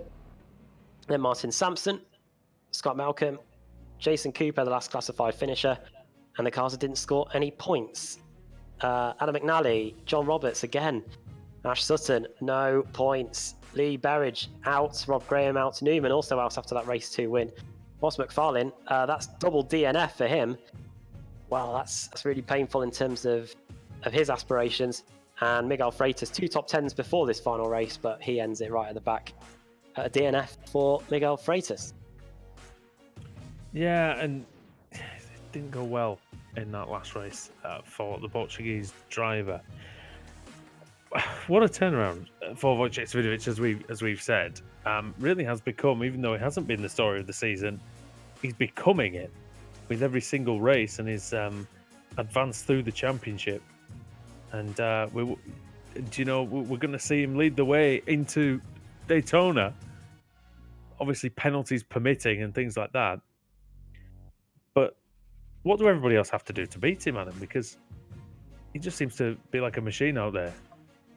Sounds so simple. They've just got to make sure that they can limit how many points he gets in race 2 and race 3, because he'll rake them in race 1 because of the pace that he has in qualifying. And I think Fates might have to have a massive intervention, because we saw with the likes of Sedgwick and McFarlane, they were involved in some of the big crashes, and they've ended up having to pay the price. And I'm sure when we get the points updated in a moment, we'll see to what extent that has dented their championship aspirations. But it should still be set relatively nicely going into Daytona, though. Yeah, I mean, who else has had a good night? Kip Stevens has taken the lead in the Pro-Am category from Mark Woodhouse, who didn't have a great meeting. David Van Brooks moved up. John Roberts has moved down because he's had a bit of a shocker. Apex Racing have gained points on CQR, it looks like. Only a few. It does look like they've got a few extra.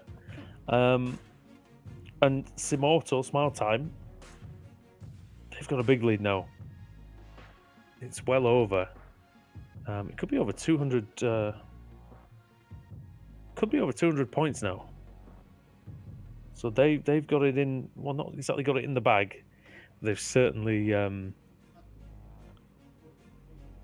It certainly is going to be interesting going into Daytona, and we do have Alex Neller in the commentary box. And Alex, not a wonderful night for you personally, but a good night for the team.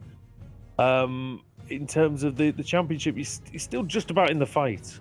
Yes, yeah, definitely. I'm really proud with how we did tonight. We all drove. We understood what we needed to do as a team, which was finish races. So yeah, I think overall we did very well. You sort of ended up resembling a pinball in race 2. It kind of yes. ended up going into the walls, into some of the other drivers, but it did seem like you picked it up a bit in race 3. But how tough is it on this circuit? I mean, I've driven around this circuit before in this championship, and it's tough to keep your nose clean. Yes, I mean, you said it yourself, Woody, as you've driven around here. Yeah, it's probably the most difficult track of the season, actually, so far. But as I said when I was talking to you a couple of weeks ago, the sadist in me does actually really enjoy driving around here. And I think that was true, obviously. As you said yourself, I did not keep the nose clean. I had more than a few incidents with the wall throughout all the races. I actually damaged my suspension a few minutes into that last race, so I was crabbing most of the way around, but I still managed to bring it home in a decent position. I had a good little scrap with Dan Kraft at the end there. That was quite good fun. Yeah, and I mean, what's it like as you're getting to know this series and getting to know the drivers out there? Are you getting more of a picture in your mind about who you can race fairly with? Yes, yeah, definitely. I think it certainly opened my eyes joining this series, just how good and close racing can be, because as you've said many times on the comms, the gaps between even the top drivers and the bottom drivers of this field is not particularly great. So once you put the reverse grids in play, anything can happen, and usually does. Yeah, And I think looking on to Daytona, then are you excited for that one? It's always a high octane, difficult race for everybody because the pressure is high. Yes, and it's a very high speed track as well. There's lots of potential to go wrong. Of course, it'll be the first time. Well, actually, it's the first time driving every track in these cars because it's a new car, isn't it? But it'll be the first time for drivers, a lot of the drivers, especially me, driving the car around Daytona. As we were talking about earlier, I'm purely looking at the team standings now, so I'll kind of be looking at maybe playing the wingman, possibly more than trying to be the hero next week. We'll see what happens as we go into the Florida night next week. Just to give a shout out to your team, whoever you like, before we let you go. Just a shout out to the boosted guys, really, and I think my dad might be watching as well. I don't know, so I'll say hi, hello. Dad. And obviously a thank you to you guys at Apex Racing TV for doing the comms as usual. That's all. Well, thanks very much for joining us, Alex, and we'll hope for a few better fortunes for yourself next week. Yes, indeed. Thanks, Woody. No worries. Cheers. All right, then we're joined by David Baker, and Dave. Well, that was an interesting one, certainly, and one where it seems that the title push maybe got derailed slightly, but you've still got 3 rounds next week to pull it back. Yeah, interesting is a very good way of describing that, Andrew. Hi, everybody. It shook up the championship order quite a lot in race 2, didn't it? I mean, I was unfortunate. I got tagged in an incident that was happening in front of me. Unfortunately, I think I also ended in that kind of pursuing melee. I ended George's race, so I apologise to him. But I'm thinking, oh no, that's it. It's over. It's done with. And then I suddenly see, well, Ross is now in the pits. Oh, and Jack's now in the pits. I'm thinking, oh well, actually, it might not be so bad after all. But as always seems to happen, Wodge has just had the rub of the green, hasn't he? He's got a 40-odd point lead now, by my rough estimate. Going into the final 3 rounds, he's come good just at the right time, survived the incidents. Yeah, risen to the top. So yeah, it's shaken the order up quite a lot. I know Ash was very unlucky in that last race, not finishing it, because otherwise he'd be right up there as well. He had an incredibly strong race 2, managed to survive when we all fell by the wayside. And we always knew that Belle was going to throw a spanner in the works like this. You could just see that was going to happen. But hey, it's tightened up the championship for the end of the year. So, well, a couple of points during the night, it looked like Thanos had snapped his fingers. People were disappearing. People were disappearing left, right, and centre. But the end game is next week, and I mean, can you do it? Can you come back through that portal and make a challenge for the title? I probably can't. 85 points off the lead by my calculations at the moment. So and that's by the calculations of the sheet I've got in front of me as well. So well done. So unless there's some penalties ahead that bring somebody back, or one of those guys doesn't finish a race, which around Daytona is always possible, but it's not like this track. 85 points is going to be a tough ask, but maybe a podium push. My showdowns always seem to fall down at the last round or something like that, but I'm not too dissatisfied. So. Just a quick one before I just bring Adam in for a second. As we see, the track was blocked there right in front of you, and you managed to get through it. You've raced with Wojciech Vidovic for many, many years. Yes, and been beaten in many of them as well.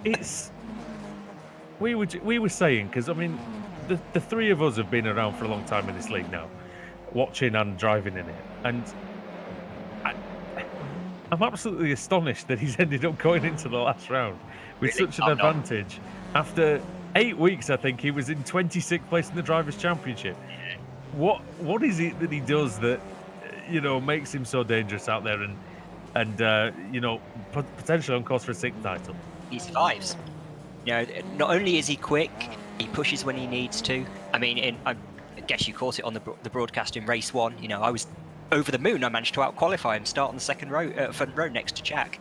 Coming down into turn 3, he was right on my bumper, and he put me into that position. If I brake early, I might get punted. If I brake late, I'm probably going to miss the corner.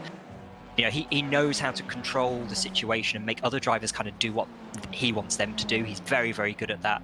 And yeah, managed to get into the showdown by just scraping some of those wins, which he wasn't typically picking up from race 1. He was coming through on races 2 and 3 and getting the wild card win. Like what he normally Which is does. not like what he normally does. No, but he knows how to play the game. He knows how to work this league, this system, this scoring, to its maximum effect. And he had the rub of the green today. He had the luck getting through the instance. Yeah. Jack has been. Yeah, he did crash a couple of times actually in those incidents, and managed to get away with very little damage. Exactly. He didn't get the meatball, whereas Jack, Ross, myself, we all did. I mean, for me, Jack's been the driver of the season. He's been the pace setter. He's been the pole. Oh, we just see you crash into the wall actually on the stream. Oh, brilliant! Thanks. So. But I mean, there were more meatballs than a Subway sandwich tonight. But everybody managed to. Yeah, Sam's going to be busy having a look through all of those at the weekend. Oh, I think he is. I mean, he'll. I hope he's not planning to go out because I don't think he'll be able to. Adam, have you got anything for Dave heading into next week? No, I don't think so. Is the experience of being in the title fight in the final races of the season, do you reckon that'll help you at all going into Daytona? You know what you need to do, I guess, in that respect. Yeah, I know what I need to do. I mean, I've been fortunate, over the years. I've managed to get into the showdown quite a lot of times. I've had strong entries into the showdowns. They've just never quite fallen my way. I've been fighting for the battle, and then last round but one is where I've had some bad luck, and hey, it's happened again tonight. But if I can have anything from Daytona, I'd like to win one of those drag races, those famous drag races to the line. I always seem to get pipped, but it's going to be interesting in this car because it tops out on the rev limiter. So I don't know whereas the Kia kept on drafting right up to the line, and you could get that slingshot. Oh, Kia had amazing top speed. Yeah, it might be a bit easier to defend in these cars because you'll be hitting the rev limiter, so you won't be able to get that slingshot past as much. So we'll have to see about that. Maybe I'll get some team tactics working and stuff like that. There you go. Begs the question as well then, if we do get a lot of those situations, it may be something that the organisers have to look at for future rounds, and maybe different configurations of circuits and things. Yeah, quite possibly. I mean, that's what makes Daytona sort of special. That sort of drag to the line with those cars. But hey, it's still going to be a great race in these cars.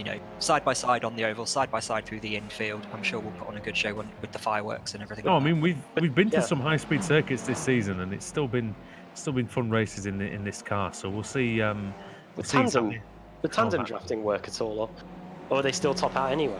It's the rev limiter. It's it's hitting the rev limiter that's the issue, I think. You weren't quite doing that in the other cars we've typically used before. So, but hey, we'll see. Yeah. All right. Well, Dave, always a pleasure, mate. And heading into next week, like I say, we wish you the best of luck for Daytona. Yeah. Thank you very much, guys. We'll see you then. Cheers, Dave. Cheers, Dave. And Adam has found Alex Simpson. Oh, Alex, hello. Hello. It's been a long time, I think, since us three were in the same interview ring. But yeah, that was an interesting race for you and for the team.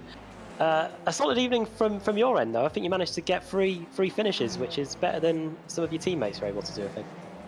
Yeah, three finishes, 3 top 10s. Bit involved in the massive one on lap 1 in race 2. I managed to fight back with everything going off. So yeah, I really enjoyed it. I mean, didn't do much practice for this one, but I just like this circuit. It's great fun just to rock up and try and wing it in between the walls. Yeah, how did the cars stand up after hitting some of the walls around here? Are they quite strong? Are they able to put up with a knock or two? Yeah, I knocked it a few times and more than knocked it. So yeah, in that first race, I absolutely belted it. Completely missed a downshift into the sort of penultimate corner and just slammed into the wall. But yeah, she kept on going. Obviously, you're not in. I don't think you're not in the showdown, but. No.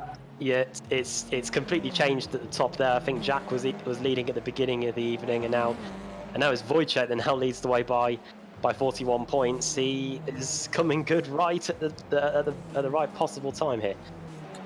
Yeah, it's funny because obviously listening to him in the chat and things like that, obviously he's quite happy just to let the guys around him go. He's kind of like, even like Jack to a point. He's like, go on, you just do your thing. Roger's just concerned about doing his own thing, and I think that's what David was saying earlier. He just keeps plodding along, getting those really good, consistent finishes. He did what he needed to do to get into the showdown, and now he's doing what he needs to do in there to make sure that he doesn't have any drop rounds or anything like that, or any DNFs, and that's what's given him that advantage. So everything to race for, though, in that final week. It looks very, very close. So I've obviously got a little eye on the teams championship. I'm trying to do whatever I can to assist the guys to get that, but that's very close, and the drivers championship, very, very close as well. Yeah, Incidentally, guys, just to butt in, Jack Sedgwick's first DNF tonight of the entire season.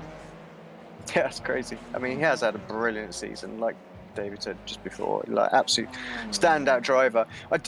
He just is. He's got magic hands in this car, because any time he jumps in at any race, he just seems to be absolutely wiping the floor with everybody at the minute. So unbelievable pace in it. Teams championship has helped a little bit. I think it was around 30 or 40 points at the start of the evening. It's now 67, but with 3 races still to go at Daytona, that's still pretty much virtually nothing in the grand scheme of things. Yeah, one accident in the early laps or something like that takes a couple of cars out, and that's going to swing completely the opposite way, like we had with the drivers championship today. So we won't be taking any crazy risks, but of course the drivers will have a little eye on their individual championships. So I'm gonna perhaps have to calm them down a little bit in Discord during the race. And Dave was mentioning that the Audi is expected to probably reach top speed and top out on the rev limiter on the banking. What can you do to the car to make sure that you can make it go as quickly as possible in a straight line? What can you do to the Audi for that? Yeah, I mean, obviously there are a couple of things we can do to help straight line speed. We did that in sort of Monza, but oh yeah, that's an interesting line I just took there. But like you say, once it hits that rev limiter, there's not a lot we can do. So I think the important thing is to try and make it as slippy as possible and get up to speed as quickly as possible, because we use the draft, use as much as possible where we can just try and get alongside to try and nip them to the start-finish line. You know, if we've got that slight overspeed, we might just be able to do it. But I do think it is going to be interesting. It's going to be, I mean, we've had some crazy close finishes in the Kia, but I think we might have some very, very close ones here as well. Great. Well, before we let you go, do you want to send a quick shout out to anyone? Yeah, just to all the guys. It's been a lot of fun this season. I know we've obviously got a race left, but yeah, I've enjoyed coming back and competing, and I think we're talking about doing, just not really announced yet, but we're talking about doing a Wednesday night sort of endurance thing as well. So I think we're all going to come and maybe have a little play with that. So that's fresh off the press, but nothing official yet. Sorry, guys. I'm sure we'll make a statement on that. Just to SDK Gaming, you guys obviously for doing the broadcast, and all the admin team as well. So George, Jamie, David, Sam, Lee. Those guys just put a lot of effort in keeping the season running along smoothly, and I think it's been pretty much a success. Woody, anything for Alex before we let him go? Just really that. How was it in the early laps? Because it was very chaotic, especially in race 2. Yeah, they were dropping like flies out there. I mean, race 2 is an interesting one. I mean, I put my car in the middle of what was 2 wide. I made a bit of room and made it 3 wide, and that was probably not too sensible on myself. And 3 wide then turned to 4 wide, so it was a bit manic. And when you've got to just blame the person who makes it 4 wide, then, though, haven't you? Well, yeah, exactly. So, but yeah, when there's nowhere to go at all, you know, there's walls on either side. Yeah, it is difficult. And I think you've kind of got to have a little eye on your peripheral vision, maybe 3-4 cars up the road, what's going on sort of offline and things like that. Just if you can see anybody checking up or ricocheting off the wall or something like that, because you know that lane is going to get checked up and slowed down. So you kind of got to pick when's the best to dart between the lanes in those early couple of laps, because, well, especially the first lap, because it is double file pretty much the whole lap. Yeah, it's tough. But after this is your second experience of the circuit, is it in this car? And you know, is it one that you're enjoying more this time? Well, yeah, second experience in this series. With series, sorry, not this car. Yeah. No, I mean, I enjoyed it last time at in the Kia as well. I thought it made for some really good racing, and I think it made for some great racing again today. You're just about able to get enough draft to get alongside, so you could do some outbraking maneuvers and things like that. But it wasn't like a slam dunk easy overtake. So that's kind of what we want. Yep. Yeah, if a track is a bit short, so I can't think of any off the top of my head, like Motegi or something like that, where you can't get enough of a run and you have to do things like that. those ones where you have to do a bit of, you just have to lick the stamp and send it, so to speak. I mean, while those moves are fun when you pull them off and stuff like that, but it's never fun for the person that gets it, and there's always a bit of red mist that sets in. So, but here, we had some great races. I mean, I had a great battle with Paul Smith, I think in race 2 or 3. I'm not sure which one it was, but it was good, and some really good defending from Paul. Went around the outside a couple of times and things like that. But I mean, for a street circuit, it is one of the better ones in terms of overtaking. Yep. I think we agree with that one. Alex, thank you as usual for joining us, and we'll catch up with you next week. Cheers, guys. Have a good one. Yeah, mate. Cheers. Right then, Adam. Well, I think that pretty much does it for our coverage from Belle Isle. But what a meeting it is, and it's a great circuit, isn't it, in Michigan? Yeah, really enjoyed it. It was an event that I did bookmark as one that could be really interesting and causing some potential upsets, and it certainly has done just that. The gap now is 41 points between Wojciech Savidovic and Jack Sedgwick. The reigning champion has managed to gain 3 places to get to the top of the pile across the 3 races tonight. So will he be able to take it down at Daytona next week? We'll have to wait and see, and I'm very looking forward to seeing how that goes. The first time he's leading the championship is with 1 meeting to go. Unbelievable. The Polish driver continues to show why he is probably the best of all time in the Thursday night series. From all of us here, then at Apex Racing TV on the iRacing Esports Network, this has been the ARL TCR Winter Series, and join us next week when it all finishes at Daytona. Good night.